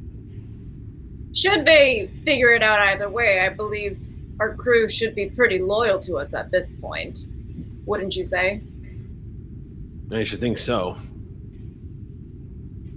There's a chirping at the door, indicating that someone is waiting to come in. Where are we exactly again? You're in the captain's ready room right now, taking the meeting with senior staff. Okay. Enter. The doors slide open. 2 Klingons enter. One of them, Kotar, you recognize as a member of your security staff. He stands at about 5'7", well built. You know he's pretty good with a disruptor rifle. He comes stomping in with somebody in front of him. Looks like a young man, a young Klingon rather, probably about the same height, little thinner on the build, and shoves this Klingon to the floor. What's the meaning of this? This is Tonak. Say hello, Tonak. You see this other Klingon look around at everybody in the room with blood caked inside of his teeth and says, Tonak got very drunk last night, Chief of Security. Tonak got very drunk and started talking, didn't you, Tonak? And he pats him on the shoulder and says, Tonak, why don't you tell everyone in this room what you told us last night while you were drinking? This young Klingon looks up at everybody, and you see the uncertainty and indeed a little bit of fear in his eyes, and he doesn't respond immediately. This security officer who dragged him in here immediately backhands him across the face, which sends him collapsing to the deck hard. And the security officer says, I'm sorry, you're going to have to speak up, Tonak.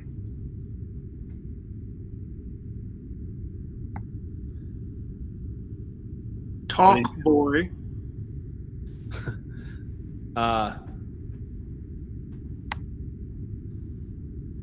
So this young Klingon sits back up, sees you looking down at him and Kotar, and there's a moment where he just says, I was drunk. I didn't know what I was saying. And then about that point, this other Klingon reaches down and grabs him by his hair and pulls it back and puts his hand underneath his chin to shut him up and holds him there for a moment and says, this little worm spent 30 minutes last night bragging about how the House of Doros was going to take over the Empire in the next year, and how those who are friends with the House of Doros are going to be the ones that inherit their success. Oh, and what was the other thing you told me? And he kind of shifts this little Klingon around a little bit and says, something about telling people what our ship has been doing? Secret communications? Is that correct? I did it on orders of General Kargan. Ah, that's what I was looking for you to say. Good, Tonak. And he pats this Klingon on the head.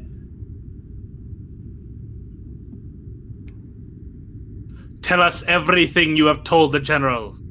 That is a direct order.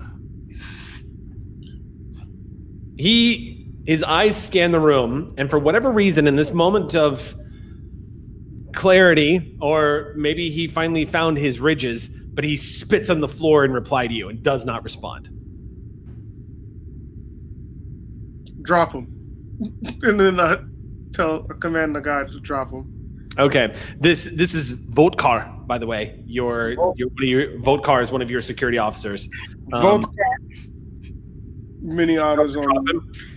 Drop the Mary. Oh, he drops him and he says, now you have to talk to Kotar. Stand up, boy. Look at me. This Klingon could not be more, as he gathers like himself up and pulls himself up to his feet. Boy is actually very accurate. He couldn't be more than the Earth equivalent of an 18-year-old kid. Quite young looking. He raises his chin like he's trying to be defiant, but you can see the fear in his eyes. I will not sully my captain's office with your blood, so I'm only going to tell you this one time. Give me everything. I'm pointing on his ridges as I do this. Give me all of the information you know, and who it is you've been talking to, and for how long. There is no other option. That is all you have. Make a presence command check. Fine with me. I would love to assist. Yeah, you can absolutely assist here. What's the difficulty? Difficulty is 1. This is a contested roll. I'm going to spin threat, and he's going to gain an extra die. Perhaps the assister should be one who has an advisor, so that Kotar there can re-roll another D20 if he needs to. Yeah, I have an advisor talent to assist here. It's up to you guys. Yeah. I'm gonna help Kotar then. Yeah, do that. Yeah. So the character being assisted can do a re-roll of a D20. Okay. Yeah. Difficulty is 1. Go ahead and make your rolls. Am I rolling 2 D20s? Or just 1? You are the primary, so you're rolling 2, and the assist is rolling. Assist always rolls 1. Okay. And you said it was command of what? Sorry. Idaj, for you, it's going to be insight command. Okay, yeah. Yeah. So he also gets to re-roll a D20 as well, right? Yeah. Mm-hmm. And I rolled a 17, and then I rolled a 1, and then my re-roll was a 3. So Nice. Good use of that re-roll ability. Okay. And I also had a success too. Okay. So I did roll a 1, but I also rolled a 16 and a 17. So you guys roundly intimidate the hell out of this kid. As Idaj, with knives visible on her belt and Kotar leaning over him, he goes, General Kargan told me that I'd be serving the Empire to report back to him on anything that the Borku was doing. I was only following orders. Kargan is dishonorable. You dishonor your family by serving him. To report to us is the correct Klingon way. You can still mend your ways, Tonak. He's a general. He gave me an order. I'll pick him up and throw him against the wall. Your orders are to your captain, boy. He goes slamming into the bulkhead, and you hold him there, and you see his eyes widen as you hold him there. But he doesn't argue. I'm gonna also try and get closer. Is he held up against a wall at this point? Yeah. He's just breathing heavily and looking at Kotar in the eyes. Okay. I still want to like drop into a crouch, but on a higher surface. So is it like a chair I can crouch on? There's the captain's desk. Okay. Well, I just want to get a little bit closer, but lower. Okay. And so I you say, drag one of the heavy chairs over, perch on it. and I say, you are still young. You should know that a Klingon's honor is to their direct commander more than anything. You have honor still, don't you? He casts his eyes down, and you get a sense of shame suddenly. But he doesn't respond. You are still young, and you have a chance to mend your ways.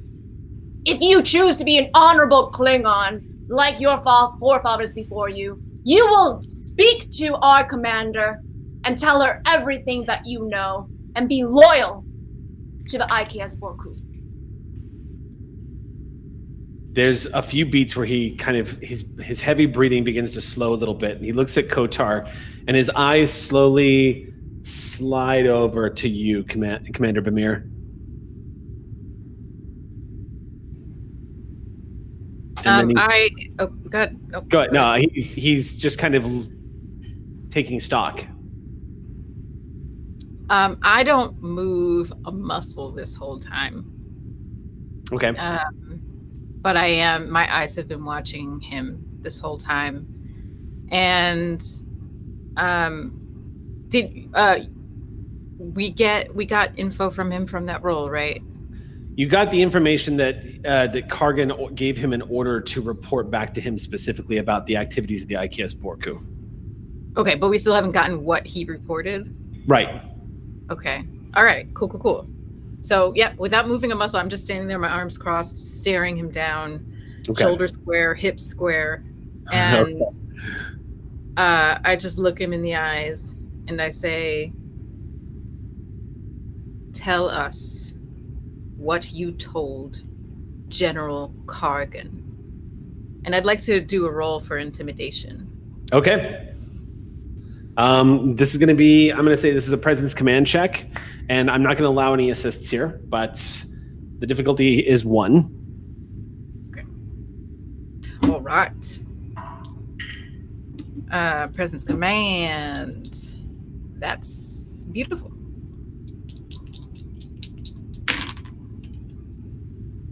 Oh, I got 3 successes. So I got a crit. I got a natural 1. And then a 9, so 3 total. Okay. And yeah, never mind. So gain 2 momentum because he failed utterly. He just says, the general told me to report back to him everything that we were doing that was out of the ordinary, that violated the rules that you were given about this mission, whatever this mission is, the being on the Romulan neutral zone. I told him about the K-class planet that we all stopped at and mentioned Trillium D. I didn't have the information, but I did tell him that was one of the reasons why it was being investigated. Are there any other co-conspirators with you? I don't know. As far as I know, I'm the only one that he's spoken to. I'm gonna pull Commander Bamir aside. Okay.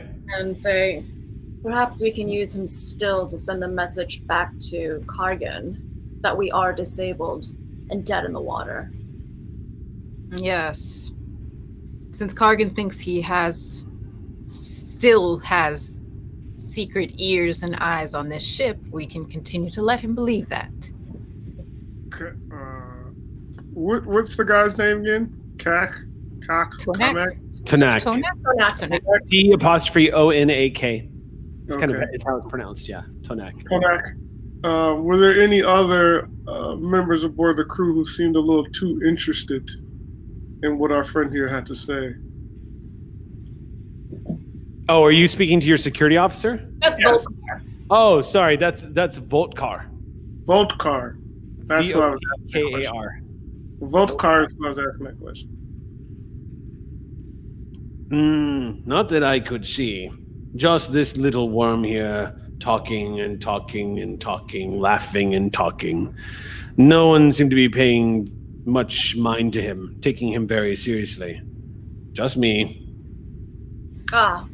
Then Kotar, I suggest you take our dear little Tonak directly under your wing and keep watch over him as he sends our messages on our behalf. Volkar, you've heard in this room today does not leave this room. This is a thing known, and we will keep it such.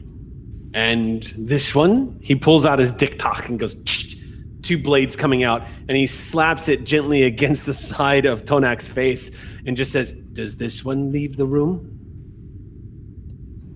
I look at Bamir. He does. He will make himself useful to us by continuing to tell Carrigan things. Except he will tell Carrigan what we want Carrigan to know. Will that be a problem? He slowly shakes his head. And Voltkar closes the dick-tock and slides it away and says, I didn't want to spend my shift cleaning my knife anyway. I'm also gonna go up to Tonak and backhand him and say, I want to trust you. Show that we can trust you now. He takes the backhand, which is kind of a Klingon tradition when someone's dishonored themselves. He takes it right across the face and he looks back at you and he nods slowly. You can still have a future. Just don't be terrible.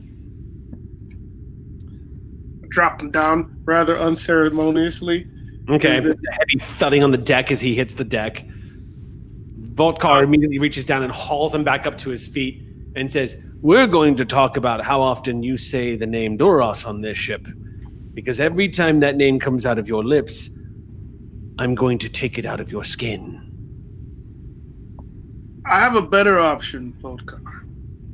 Every time that word comes out, how many times did he say it last night, actually? Well, isn't keeping count, but how many times would you say Tonak? And Tonak just says, I don't know. I don't remember too much. Let's be kind. I'm in a good mood. And say 5.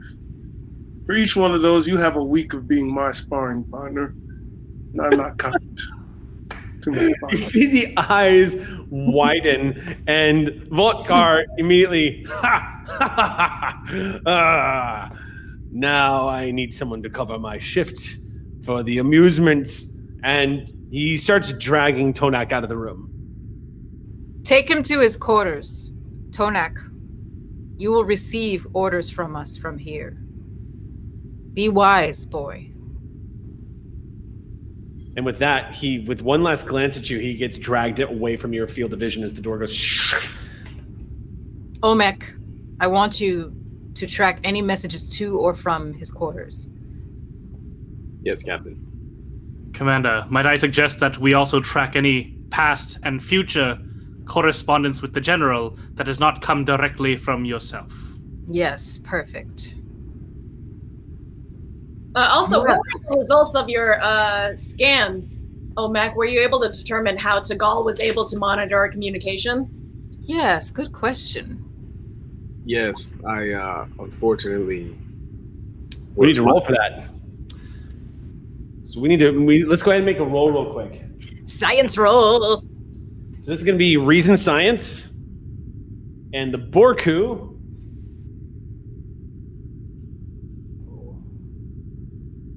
is going to roll computers security. The difficulty is 2. I'll roll for the ship. Okay.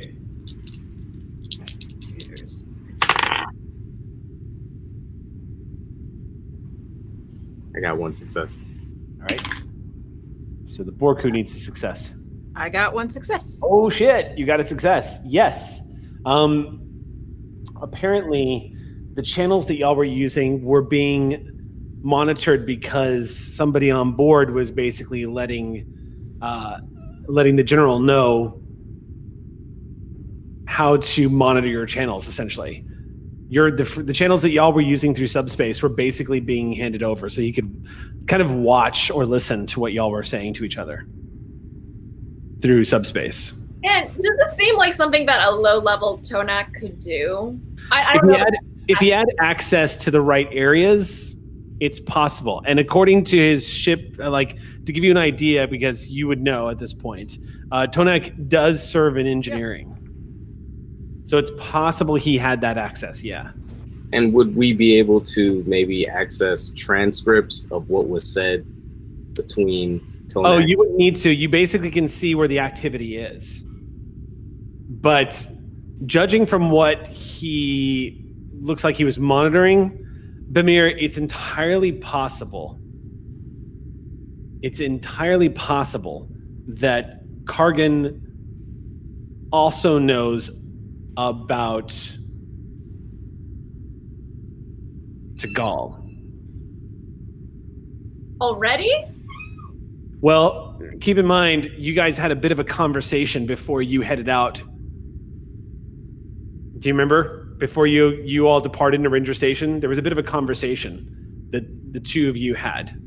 That he would do us a favor when, if we needed. So he knows about all of that stuff.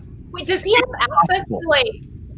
He has access to the captain's correspondence, even in engineering? He was monitoring, well, according to the sensor scan, the information that was given over, it's possible that Kargan was monitoring all transmissions that were coming and going from the ship.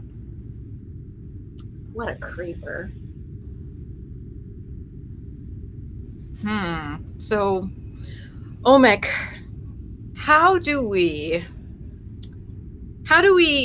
give Kargan the simulation of still having this access, but obviously protect our privacy and our interests? I mean, we could maybe do a quick scramble, maybe with Ramyan's assistance with the comms. Like I said, the electrical polarity, it's all about reversal of making it go from negative to positive. And if we can sub that out to the subspace, then the matter will therefore not be anything. It'll just break the device and possibly shock us. In Klingon, Omek. But Omek, we want Kargan to believe that he still has access. We don't want to. We want to basically make Tonak into a double agent, so that Tonak is now working for us, but Kargan still thinks he has a Klingon on the inside with us. So if we scramble, then Kargan will know that we've found him out, right? Commander, perhaps if we use two different channels. One will be encrypted to Omek's expertise, but another will be the standard Klingon Empire frequencies. On one channel, we broadcast our normal, everyday reports, including one from this Patah who has revealed us to the General. And another will be a private line for whatever we need it to be. Yes. Okay. So we'll create a private line that all of us in this room have access to. And this room also will be on. But then we'll have the regular channel. Okay. So that's a roll to set that up. But if you succeed, you will essentially be able to mask all your transmissions and make the general believe that he's still getting all the information he needs. Does Riak have expertise in this? Let me double check. Oh, actually. Because if Tonak is in engineering, I assume that Riak can run yards around him with her knowledge. I'm checking real quick. If we succeed on this, let's not tell your buddy Captain about the secret line. Let's only use the main line, because we're not convinced. I'm not convinced he's not a shady guy yet. Agreed. Riek does not have a specialty here, no. You need a warp core fix, Riek's the one you talk to. You want to scramble transmissions and deceive people, Riek doesn't know what the hell she's doing. Then Omek, do you have expertise in this? I'm about to roll and find out. No focuses though, right? If I remember correctly. Can I assist? Because I have a talent that says I'm a doctor, not a whatever, so I can maximize. Oh yeah, you have to call upon your determination. Yeah. But yes, if you burn your determination, you can totally do it. Great. I also have a focus that's underground networking skills. Does that count too? No, that wouldn't come into play here. Well, What are we rolling just so we can inventory what skills make sense? yeah. Okay, so why don't we say this? Whew, this is interesting. I would say, Omek, for the role that you're trying to make, this would be a control. Actually, you know.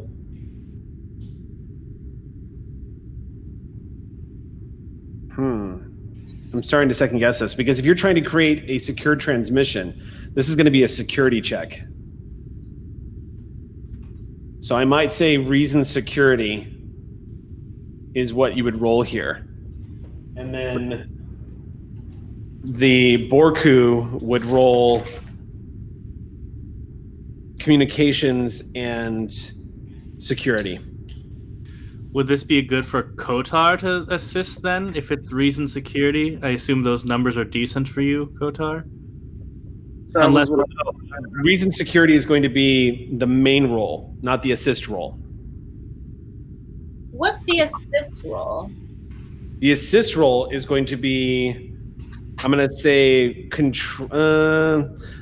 I'll say control engineering for the assist role. Do it. So reason security for the main role.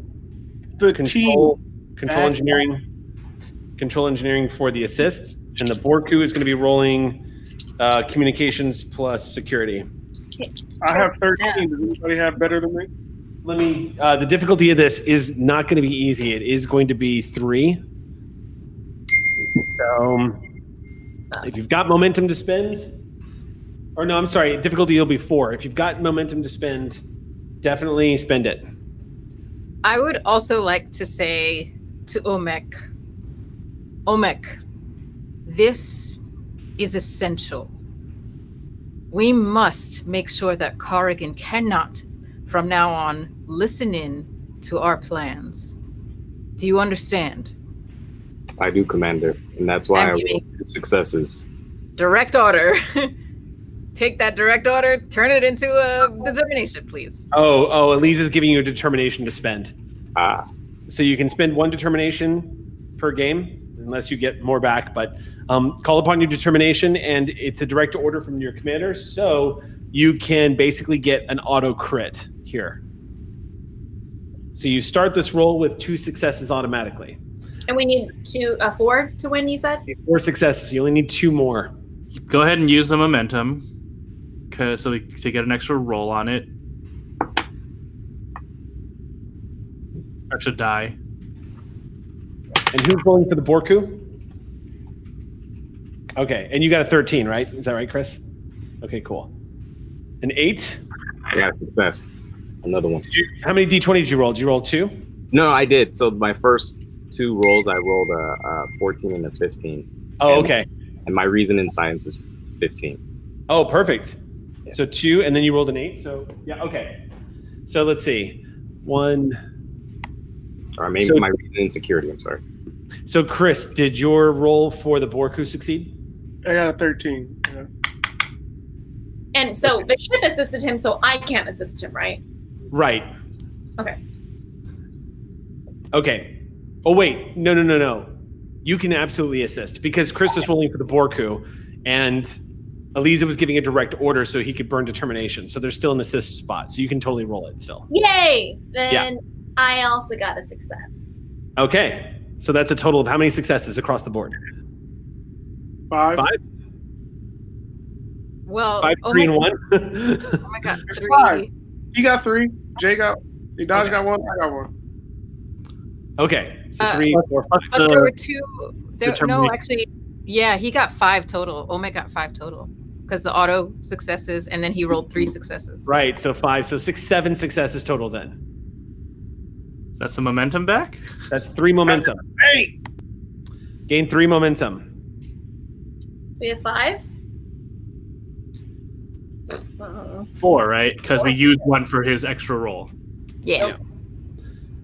So it takes some time, but you find a clever way to hide what would be considered garbage transmissions of like standard ship-to-ship transmissions. You managed to hide your actual transmissions on the same carrier array in plain sight, but would be undetected because there would be no one to think to look there. You basically are carrying your actual transmissions encoded in the junk transmissions. So every time your ship communicates outwards and you want to send a message, he's not going to be able to see it. You succeed brilliantly in encoding your ship-to-ship transmissions moving forward. Theoretically, Kargan should not be able to know you guys are talking to anybody. And even if he was able to detect it, he wouldn't be able to decode it. And is this also the same that he doesn't know that we're disabled? Or we're able to like... Right, he doesn't know y'all are disabled yet. Oh, okay. The crew is only just now probably starting to come around to figuring that out. I suggest we wait until someone in engineering breaks the way that Riek intended it to break, and then we will have Tonak report that to Kargan through the same channel he was using before. Yes. Riek nods. That sounds good. In which case, we need to plot a course then. You know, I'm wondering if we could somehow use this communications channel to lure Kargan into making a mistake. I don't have anything in mind, but we have such an opportunity here. I am reminded of the Klingon epic, Hamlet. Perhaps if we create a story or falsify evidence that would implicate him, I am not yet sure what that would be. It does not have to actually exist.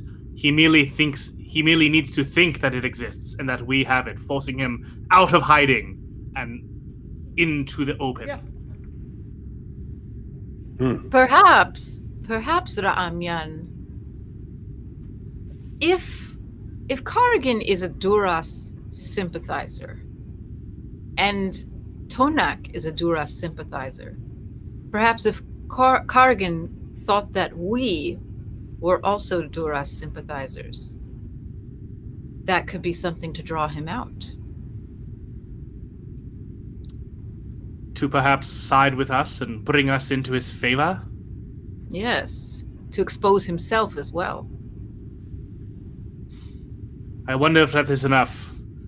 Duras is a dishonorable house, but the house itself is not dishonored, if you understand me, Commander. Yes. Also, should we be pulled into his fold, how will other houses trust us if they believe we are working with him? I don't know who's on what side of the righteous Klingon Empire and who has defected into this strange contraband background. I believe more investigation is necessary before we align ourselves, whether true or not, with any other house. I agree with the Commander. It is less that we need to curry his favor with us, but we need him to reveal his true colors. And if there's covert operations happening with this contraband, or perhaps this implication of a Duras coup, which would not be there first, we need him to reveal that to the Empire, as opposed to us. We may not be believed, but we need to trick him into revealing himself to the others. We must find this information.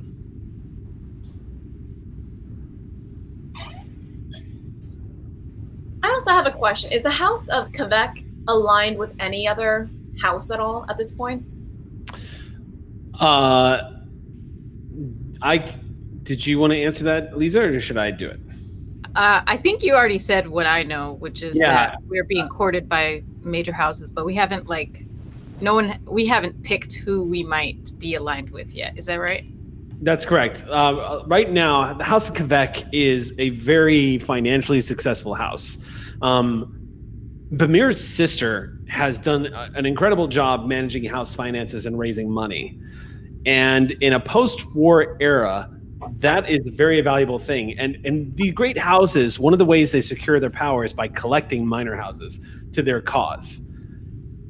It's also worth noting that because you guys are a Cavort-class bird of prey, that having a warship also gives Quebec a lot of favor, like more value. But Quebec has not chosen a bedfellow just yet. It has not. The House of Quebec is still finding out which house is going to show it the proper respect of a minor house that's up and coming. And so far, not too many of them have done so great. The House of Martok, better than most. And we are also, since the conversation's happening, get information about House of Quebec out there. We're also a new house. And my sister, we come from agriculture, and we kind of have crossed over into becoming warriors and a burgeoning house. We're a minor house, but we're burgeoning and we're up and coming. And we're catching a lot of attention because of our successes and our financial stability. I'm just thinking long-term for the ship that I'm serving, that aligning ourselves publicly or not might have dire consequences down the line. Is there any way that we can... I apologize. Well, what I'm thinking is that if Kargan thinks that we are secretly aligning or secretly sympathizing with him or with Duras, we are not publicly saying that. We're just putting that in some messages for him to find secretly. And then if he bites, he may come to us and reveal things to us that we can then expose. But I also hear your concerns. And if we can do that without making any public statements, then we could perhaps go down that route. But if there's a better idea, then we will honor that. I just want to make sure there's no receipts that are going to implicate you in the future. That's all I'm looking out for. As long as we can disavow them, then I'm cool with that. Yeah. If we want to try and entice him out here, that's cool too. Is there any way that we can use Tonak as bait, maybe to correspond with him and record that correspondence, and that way he'll be exposed? Simply wiring him, have him scripted, have him say something, maybe with a mind meld with Kotar's abilities, be able to influence our little young trader. I mean, great idea, but I didn't finish the training to do that. So if anything, I would be screwing myself over and probably just wiping his brain. So I would not advise that. But, I get it. You don't know a lot about that part of my culture. It's not your fault. It's okay. We're still learning about one another. My half Klingon brother. I think it's possible to get young Tonak to do what we want from him. I think he seems pretty convinced to our side as it is. Yeah, I can go ahead and tell you as a storyteller, with these many successes that y'all roll, he is pliable now. You can get him to do what you want. Also, do not forget, he has 5 weeks just now of being my sparring partner. He'll be open to whatever we ask him to do. Yeah, perhaps Ramyan, with all of your expertise on political espionage, you can be one to coach him on what to say during this video interface with Kargan. I can do that. The trick is, what exactly are we saying to Kargan that will lure him out? For this, I have no answer.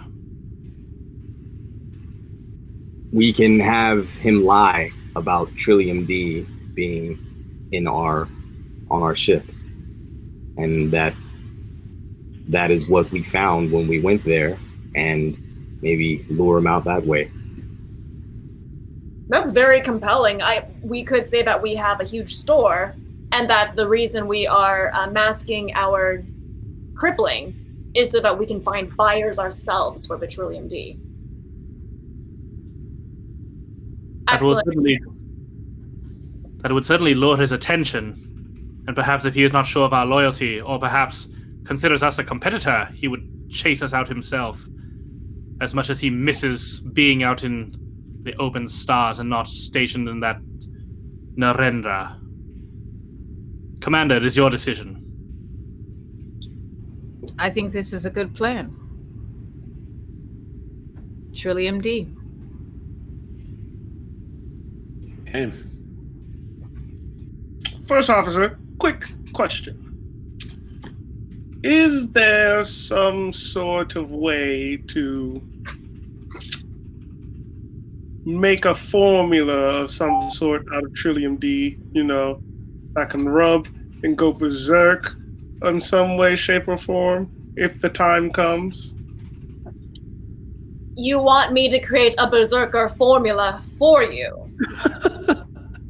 I mean, you don't have to if it's incapable of being done, but you know, it's just good to have in the back pocket per se. It is good to have in the back pocket. Who doesn't want a wild Kotar on their side? I'll look into it, Kotar, and I'll keep it secret on my person. Also, we do not have any Trillium D. I just thought I might add that. We don't have any. I know, but we're going to hunt for it, aren't we? No, we are going to lure him and lie and say that we have Trillium D on the ship. Because I don't know. A vial of it from someone else. I think Scrag wasn't he holding a small vial of Trillium D before? Don't we still have that? You should still have that, yes. You also have access, if y'all remember correctly, you do still have a contact with Captain Wath, the Tellarite trader who you rescued. Yeah, I think that he was the one who was clutching the vial of Trillium D. So I believe we confiscated that from him, or at the very least, I would not let him leave with it. So I think that should be enough for me to create something that I can either spray or inject into. That's right. I'm a doctor, folks. Perhaps we should just keep it as proof that we actually have any, so that if Kagan's agents or himself try to look through our ruse, we are able to show that we have Trillium D. I must advise against applying any more Trillium D to a mighty security officer, because, as they say, who guards the guardsman when the guardsman is worth 5 of us combined? I do. I have a hypo spray. Also, no one ever comes to visit me in the sick bay, and it gets lonely sometimes. You're always on the bridge. Why would we need to go down there? And I was just in there for a whole week. You don't remember the whole you all beating me up and then me falling on my face, and breaking my nose, and all of that? It was really nice. It was really nice having company, is all I'm saying. I think we have a plan then. All right, so tell me what you're doing. Kotar and I are gonna have a nice little talk with Tonak to convince him to talk to Kargan, and Ra'amyan is going to coach him through this with Bamir about what to say beforehand. Is that true? Yes, we'll develop the talking points to convey that we actually have Trillium D ourselves, that we managed to get that from that base, and we are looking to make some of our own dealings, maybe find out what's going on with who's trading and get into it ourselves. So the idea is not only that we have some, but we might find out information about who else is dealing with it, including possibly Kargan. Okay. So why don't we do this? We'll cut to the scene of all of you standing in front of this young Klingon who you've just told him, we need you to contact Kargan. He's listening to all of you and he just kind of nods and says, okay. And you want me to tell him that you have Trillium D? No, we have Trillium D. So you want me to tell him that you have Trillium D? Yes. And also that we're looking to sell it ourselves. Is that right? Is that right, Bamir and Ramyan? Is that what we're saying? That not only are we looking to sell it ourselves, but that we are starting to hear rumors of other competitive buyers and sellers. As that might affect the pricing of our Trillium D. He nods slowly and says, all right, I'm sure I could do that. Is there anything else? First day, let's go. You see this look of defeat on his face as he follows you out. Quick question: are you going to beat the crap out of him before or after he sends the message that you guys are doing this with the Trillium D? After. After, please, yeah. Okay. Well, wait. I want to be able to talk. All right. So he sends along the message to General Kargan of what you guys are up to. It takes a while for it to travel through subspace. You guys are not out in Shackleton. You are in Klingon territory right now. So about an hour after you guys are done sparring, Bamir, you receive a communication incoming from General Kargan. He is very prompt, isn't he? I would like to call my senior officers to my ready room, and we're gonna listen to this message together. Okay. By the way, did our engineering snafu already happen? It's currently being investigated. Yes. Okay, so it is reported. Have we issued a report saying like, oh, we can't come to Rendra right now, we're incapacitated? You will have that as a backup for sure. Yes. Okay, I'm just wondering what Kargan knows officially. Right. Well, I mean, right now, Kargan will know pretty much anything you want him to know because you have control of that situation. So whatever you want to tell him is what he's going to know. And then before we move, I think we should tell him officially that we're incapacitated due to our drinking tournament that was already happening before this occurred, right? Yes. There were some engineering diagnostics and repairs that didn't happen, and because of that, we now our engines are offline and being repaired. Excellent. Okay. And I'm quiet in the corner. On screen. Popping up on the view screen in your ready room, you see once again the dour face of General Kargan staring at you, Commander. And you can tell from the moment that he speaks that he's growling through clenched teeth. But he's trying to keep up the appearance of looking chill. He just says, Commander, how is the progress on your way back to Narendra Station as ordered? General Kargan, forgive us. Our engines are currently offline due to some repairs and diagnostics that did not happen in a timely manner. We will make our way to you after our engines are back online. Roll Presence Command. All right.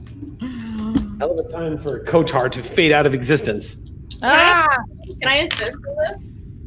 If no, this is going to be one of those instances where it's all the commander. Well, yikes. That was not a good roll.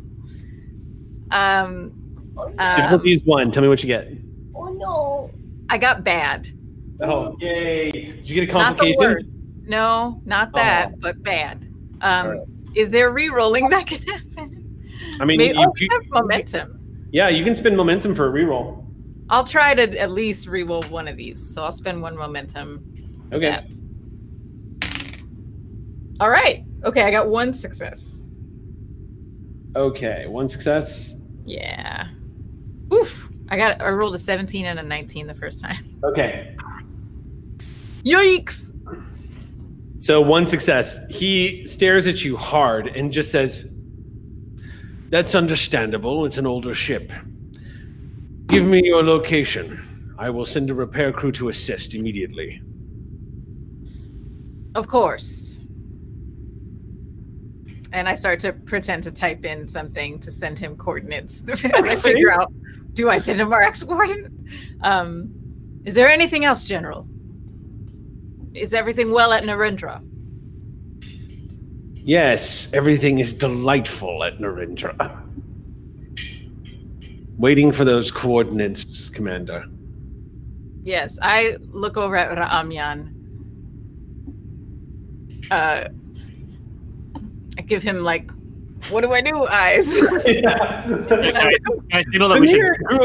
Bimir grew up being told stories of glory and of honor, and like most Klingons of her stripe, Mir did not grow up being told how to lie well. Oh my God, there's so not much lying. I mean, like, we knew this was gonna happen, so we're all ready to try and help out Bamir if we can. So I think, like, Ramyan and I are standing there with, like, pen and paper that's, like, drawing stuff wildly. I'm gonna go ahead and tell you this. Sounds like Roktach. I'm gonna tell you this. He beat you on the roll. So he knows. So the reason why he's asking, so you know the moment that he says your location, he does not believe you. Sure. He's calling the bluff. So he's already caught on that something is up. Yeah. All right. I'm like trying to like map out our place in the star chart and be like, not here, but here. Give him false location. Okay. And So tell him to come here. Tell him he has to come here. all right. And you know what? What? So I said, sorry, Commander. Broke my hand. Did you have to go to the Klingon little boy's room? The little Klingon's room. I did. My bad. It's Sorry okay. about that. It happens. No, it's fine. We have two bladders, and sometimes it just all builds up, you know? Hey, you know? Anyway, we're on the line with General Kagan, who is our location. Yes! Oh, hello, General. So yeah, Ramyan and I are furiously in the corner trying to like indicate like that. All right. I put in coordinates that are between where we actually are and the way back to Narendra, because now that we're encrypted, hopefully we've been able to hide our actual location from him. Do we get that? I mean, so right now y'all are cloaked. Right. There's no way to detect exactly where y'all are. So even better. I'm going to give coordinates that are like far from us, like for reals. But is feasible because he knew we were like something that makes sense. You know what I'm saying? Right. Even though he knows we're lying. Are we trying to draw him out though, or just figure out what his ship is doing? Because then we should do it somewhere closer so we can get the jump on them. Well, okay. I think if we can try and pull him out as much as we can, I think that would be excellent. If we're leading up to a showdown with him, then let's tell him to come closer to where we are. But if we're maybe somewhere where we have an advantage. What kind of ship does he have? Doesn't he have like a crazy giant battle something? You're talking about Kargan himself? Yeah. Kargan doesn't have a ship. He's just stationed on Narendra. But he can commandeer any ship he wants in the fleet. Okay. And take command. Yeah. So he's sending a repair ship. We're probably looking at a fight here, whoever he sends. Well, but you know, we don't need to draw him out. Let's just ambush the ship that he sent out and like take it over. That's what I'm saying. But don't we still need evidence of him aligning himself with Tonak and the House of Duras? Yeah, Mac, you're gonna grab that from the ship once we take it over. Oh, my apologies. You're immediately having flashbacks, Omek, of the last time you beamed on board of the bridge of a starship and tried to take information off of it while it was being annihilated. You're gonna do it, right, Omek? I will definitely try, Commander Idaj. My best. My hands get sweaty whenever I feel pressure. Stop sweating! The quote of the game. So I think this is all still happening on the phone. So Ramyan and I are both just trying to. Yeah, Oh, basically. So what's it gonna be? Are we drawing this ship to us for a fight? We want to give him a false location and have his ship that he's gonna send out go there so we can try and ambush it. I think. That one. Okay, all right. So I send coordinates. Okay. It's a tense moment, Bamir, as you're sitting here looking at your crew and as they're like waving their arms and freaking out a little bit. The idea comes to you after you're watching all of them. You type in nearby coordinates, is that correct? All right. He sees the transmission complete and he doesn't say anything as he ends transmission. And that's that. Well, that was All rude. right. Well,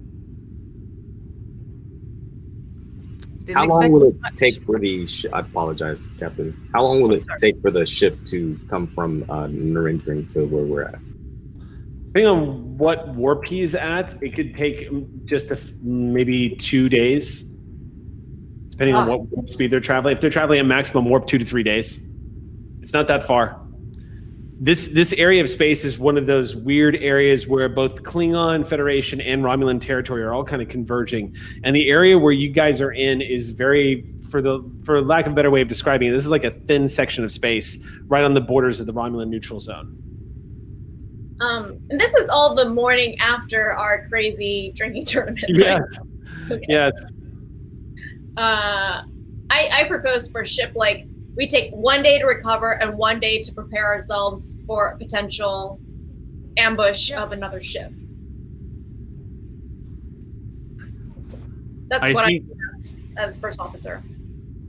I think we should get every possible advantage. Make sure the remaining crew is loyal and able to make sure that our convenient disabling of our engines is no longer an issue and that the crew is not suspicious of it.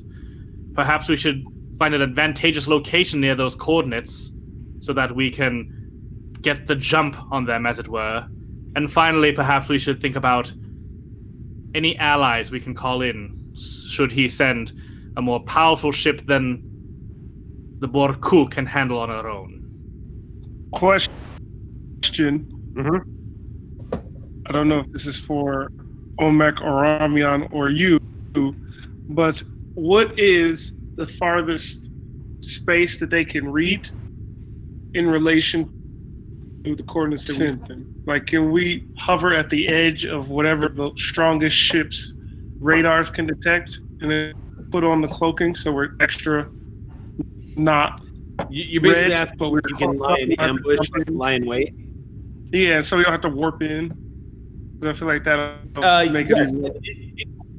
Absolutely, it's incredibly easy to do. Like really, just going into a cloak and then waiting at like a nearby specified area, so that you're within optimal weapons range while cloaked. Yeah, and you should, unless they're traveling under cloak while at warp, you should be able to detect them as soon as they enter the system. I feel as though we're getting. Do we have a sense of whether we think Kargan knows that we suspect him? Does he know that we know he knows? There are no knowns. He seems to know that you were lying to him. He's definitely, I mean, judging from the fact that I'm telling you that he is aware that he was being put on just now when Bamir was kind of like trying to delay. He's aware that Bamir was not telling him the truth, which he is probably deducing that means that something is up and he needs to deal with this. It's not necessarily, he may or may not know that you guys know, but... So essentially he could be sending out a reconnaissance team that is under the disguise of a maintenance crew. Then I would suggest that either we gain an ally in this potential ship-to-ship fight with Tagal perhaps, or some other house, or that we scatter in the opposite direction and get the frack out of here and go somewhere else to gain more information. I don't think we should go into this fight knowing that he could know that we know that he knows. Yeah. Agreed. Well, and an easy out too is that it's going to take them 2 days to get out here, so we can say, "Oh, we fixed it in a day. We fixed it. Bye." You know. So we're and then what's that? If there's anything above a repair ship or something. So I'm going to institute something here. Oh boy. And I have not had to do this since Shield of Tomorrow. But I'm going to start awarding myself threat the longer the planning phase takes. Because right now, Kargan is making his move to send someone to intercept you guys. So moving at the speed of plot, we're going to start talking about what do you plan on doing here? You have given him coordinates. You have basically set up a trap. What are you thinking of doing, and what do you guys want to do? I'm not awarding myself threat just yet, but we are hitting that. We are hitting that spot. Commander, are we still sticking to the plan of using the Trillium D as a way to see what side he's on, whether he is a traitor or not? Well, okay, that's a good question. So, following that thread, if Kargan thinks we have Trillium D on our ship, he's not going to just open fire. He might try to take our ship and take the Trillium D, right? Whoever he's sending out here. So either we wait around in hiding and wait, as Kotar said, to see who he sends and to get the jump on them, or we just leave, get a head start, figure out our next step from there, and in a day tell Kargan, "Oh, our engines are fixed. We're heading back to Narendra, but don't head back to Narendra." But there are lots of other options. What's our overall goal here? I think our goal has to Kargan be out? to make him reveal himself. My suggestion, Commander, we call in one more favor from Captain Tagal. Have him lie in wait and cloaked and not interfere until it is utterly necessary. If when we reveal the Trillium D we do have, and General Kargan reveals anything, Tagal shall be listening in and broadcasting out to whoever needs to know this, perhaps High Command. All right. And Yes. if this comes to worse and disruptors open upon us, and if he comes in some sort of Vorcha or a higher ranked ship, then we will have Tagal at our side to defend against this treachery. That is my suggestion, Commander. This sounds like a That's solid, and I concur with that. excellent plan. This is why we have a politician in our senior ranks. All right. Yes. Okay. Then let's send a message, an encrypted, fully encrypted message to Tagal. All right. Do you want us present, Captain Commander Vermeer, or will this be private? It will not be private. You can stay here. Oh, whoa! Oh, let me cover my ears. All right. So you encrypt the communications. We'll just piggyback off the roll that you guys had earlier to encrypt your communications.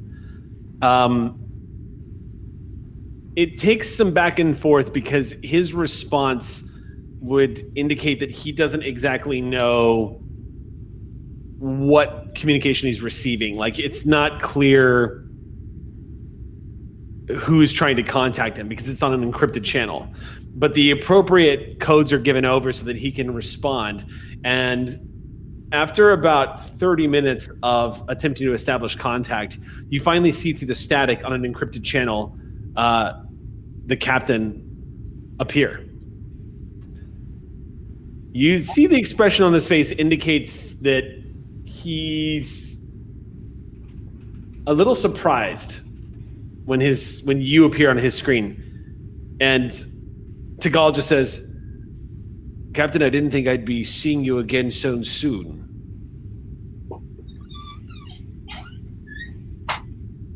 I wonder why that is, Tagal.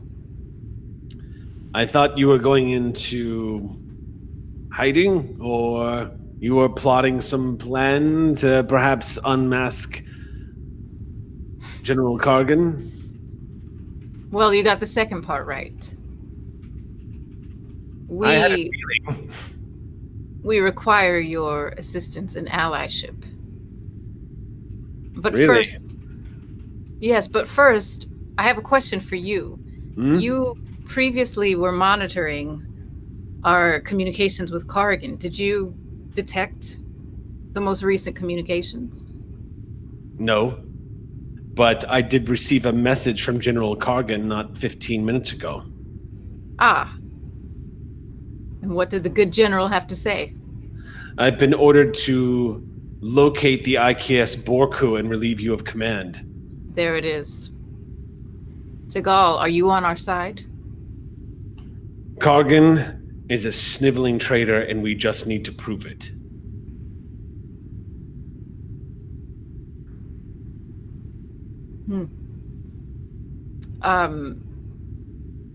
I turn to Ramyan, and this time I do not mute. This is on purpose. Ramyan, it seems that this is the repair ship that is being sent our way.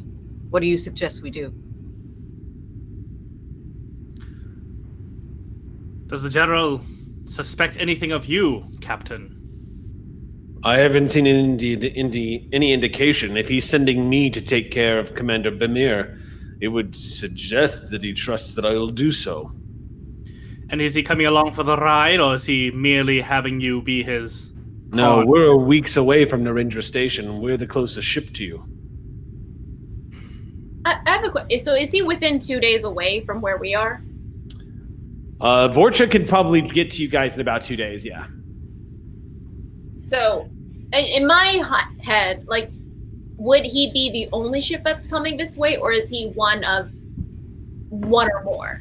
Well, it would seem to suggest that he is the only ship coming this way. You're not aware of any other ships in the area.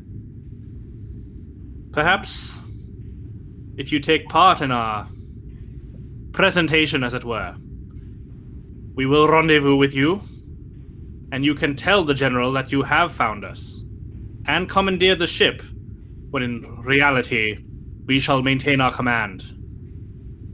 But you shall reveal further information which will draw him out, perhaps involving Trillium D.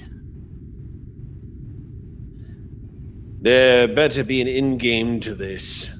Disobeying the orders of Kargan without proof of his treason is risking all of our lives for nothing. And we might be able to postpone the inevitable, but unless we have that evidence, all of this is going to cost us everything. We must find out who he is consorting with.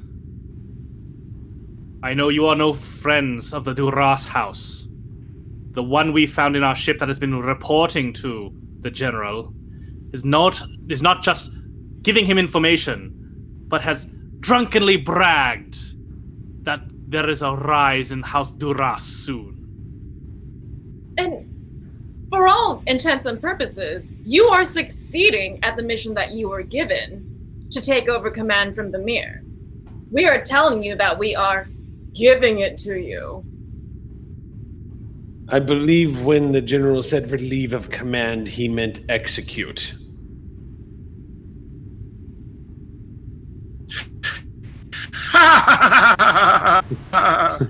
To see you won't try. The ghostly laugh. Kotar, you've gone invisible. Yeah, Kotar is like... Yeah. There is no Kotar, only Zool. What proof does he require? Proof? What proof? You say you want evidence. There needs to be evidence of Kargan's treachery. Yes. Otherwise, it's our word against the generals, and then we will have to defend ourselves. Well, Tagal, I'm saying that you can come and say that you have taken command of the IKS Borku, as per your directions from Kargan. Yes. And we will reciprocate that message, unharmed as we are. Do you require anything else to send to Kargan to prove that you have been successful in your mission? Not immediately, but I'm certain he's going to want the Borku to return to Narendra Station after the death of its commander. What if there is no Borku to return to the station? Perhaps a scorched scrap heap that you'd have to tractor back as proof. This could work, but it doesn't resolve my original point, which is everything we are doing is merely a delaying action. It would be only a matter of time until he found out that we had lied. It would be only a matter of time until he discovered. We need evidence. If we can come up with a plan to find evidence, then all of these suggestions make sense. Otherwise, he's playing us against one another. Do we have an ally on the station? Perhaps someone could monitor his communications. Turn this table around. There is one. You hear the groan coming out of him as he just says, I don't enjoy calling upon him for help. If it is the only way to save the Empire, we must act. I have a feeling... Is it the ambassador? Jal. The drunk? Ambassador Jal has both the authority of House Martok behind him, and he likes Commander Bamir. He might be willing to help here. But you would only get one chance to communicate with him. Either way, I'm going to need to proceed to your location to keep up appearances. Everything we do will be on a timetable moving forward. At the very least, this gives us time. If we were destroyed by IKEA's Borku, we could mask our signature and proceed unhindered as a dead ship. It's possible, yes. And I'm willing to assist. But our lives will be in your hands. You need to uncover evidence of Kargan's betrayal. Or otherwise, we'll all die with dishonor. Ironic, then, that the General has sent us to chase a ghost ship, when it is a ghost ship that shall be his end. You have a poet's heart, Klingon. Commander Bamir, I'm afraid that we must die, as it were, in order to be reborn as a new Klingon Empire. I suggest we fake our deaths and continue as ghosts of our own selves, in order to uncover the plot, as it were. Yes, I agree. But before we do that, perhaps we should make a call to Ambassador Jal. Make your call. I'm on my way to the coordinates that were provided. I should be there within 2 days. All right. We'll begin to replicate some scraps to make it look like our ship was destroyed. Do your best. Tagal out. Cuts off. This is going to be the last time I let you do this without having to roll again because you encrypted the hell out of the channel, but you are contacting Narendra Station. Okay. So, you're going to place a call to the ambassador? Hell yeah. All right. So, this is not so excited. So you reach out. It's late station time, but it takes a few moments, and sure enough, coming up on the view screen, you see the heavy-set, jovial face of Ambassador Jal. Judging from the look of it, it's late at night, but he seems quite sober. He is wearing the thick white furs of animal skin of some kind, like these thick, heavy coats that indicate his station and his wealth. You see the bandolier, the House of Martok, the symbols of his ambassadorship. He is of a great house and a voice of a great house. He is the representative of the Klingon Empire here in Narendra Station. And when he sees your face come up on screen, he goes, "What? Why are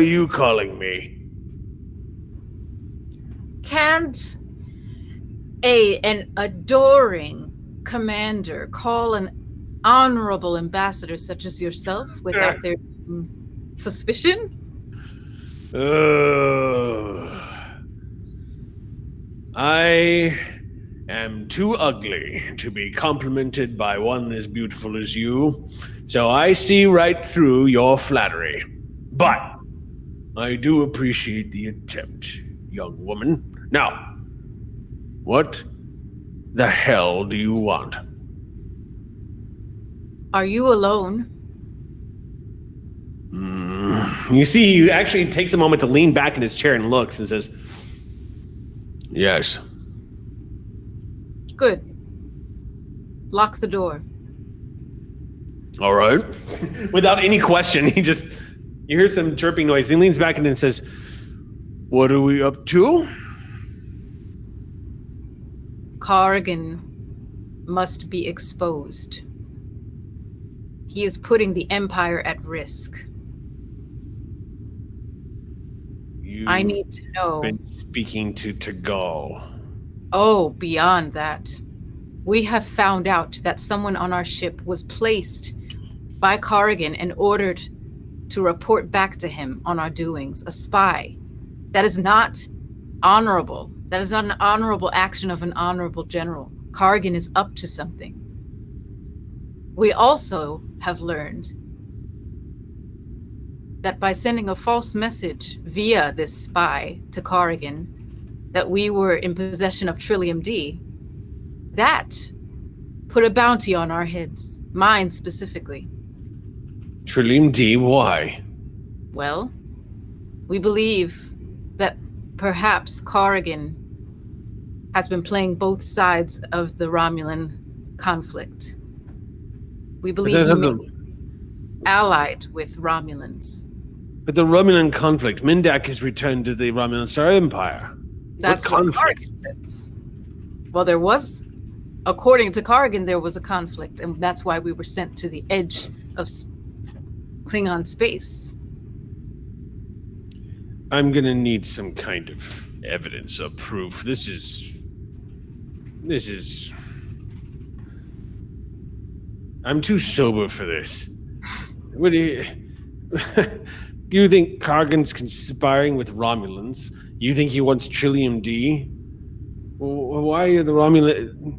Where are you making all of this up, child? Why would you say any of this? What information do you have? What has spurned you to believe any of this? I'm going to just download... Basically, I'm going to be upfront with him and tell him... You basically exposition, dump it all on him? Okay. Found that place where and the list of ships, like all that stuff. He's looking at the information as you're telling him all of this stuff, and he's looking at the info as it comes in, and he goes... Oh, no, sorry. I'm not sending him, like, the actual info, like data. Oh, you're just basically telling him everything? Yeah. Okay, he listens intently, and there's a long stretch of silence when he's done, and he says... So Tagal was right. Corrigan? He's always been a bitter fool. Never thought... So, what do you need from me? We need hard evidence of Corrigan's malfeasance. We need him to confess. We need to hear him saying what his plan is. We need this evidence so that we can expose it to the Empire and expose him. So, you want me to creep around his office like some kind of Romulan? How can I uncover evidence? What is exactly you're asking me to do?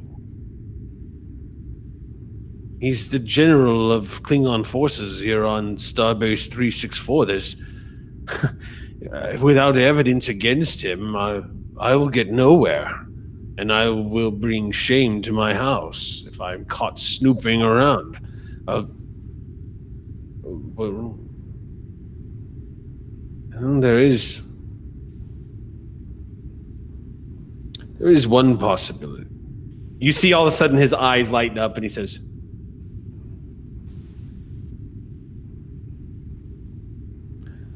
I'm going to have to play this. There's a Federation starship that's reporting back to Starbase 364 soon. On board is an ambassador that I have good rapport with and who carries a lot of political weight here at Narendra Station and indeed throughout most of the quadrant to this side of Klingon territory. I believe that they have the ear of the Romulan ambassador. Maybe, just maybe, I can call in a favor. However, I'm gonna need time. The Ross isn't due to arrive for a few more days.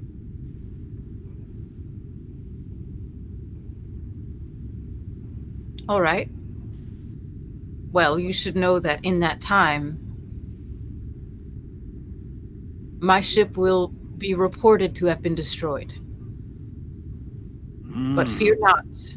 We will contact you in a few days' time to see what we can uncover.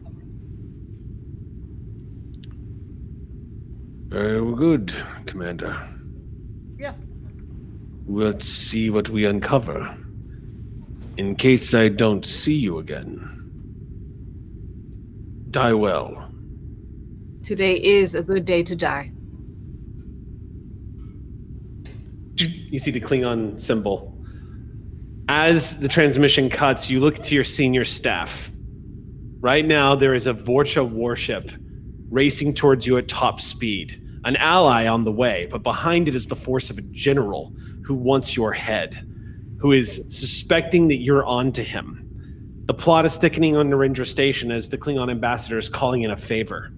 Whatever happens in the next couple of days, the Vorcha will arrive, and the Borku will either have unmasked a conspiracy orchestrated perhaps by traitors within the Empire, or you'll all be slagged and floating in the vacuum of space. That is where we are leaving tonight's game. It could be what. Could be worse. Yeah, you know. Your nose could be gushing with blood, and then Danny DeVito bites your face. Like, anything could happen. I will say, tonight was a great game, y'all. This is a lot of good role playing tonight. Always a blast to play with you guys. I wish Blood of the Void was more than once a month. Thank you guys so much for tonight's game. Thank you, Ox Crew, for tuning in, supporting Blood of the Void, and being here with us. We appreciate all the support you give us on Patreon as well. Thank you so much. We will catch you all next Monday night for Clear Skies, and for those who are interested, this Saturday for Predation at noon here on QueueTimes. Until then, die well.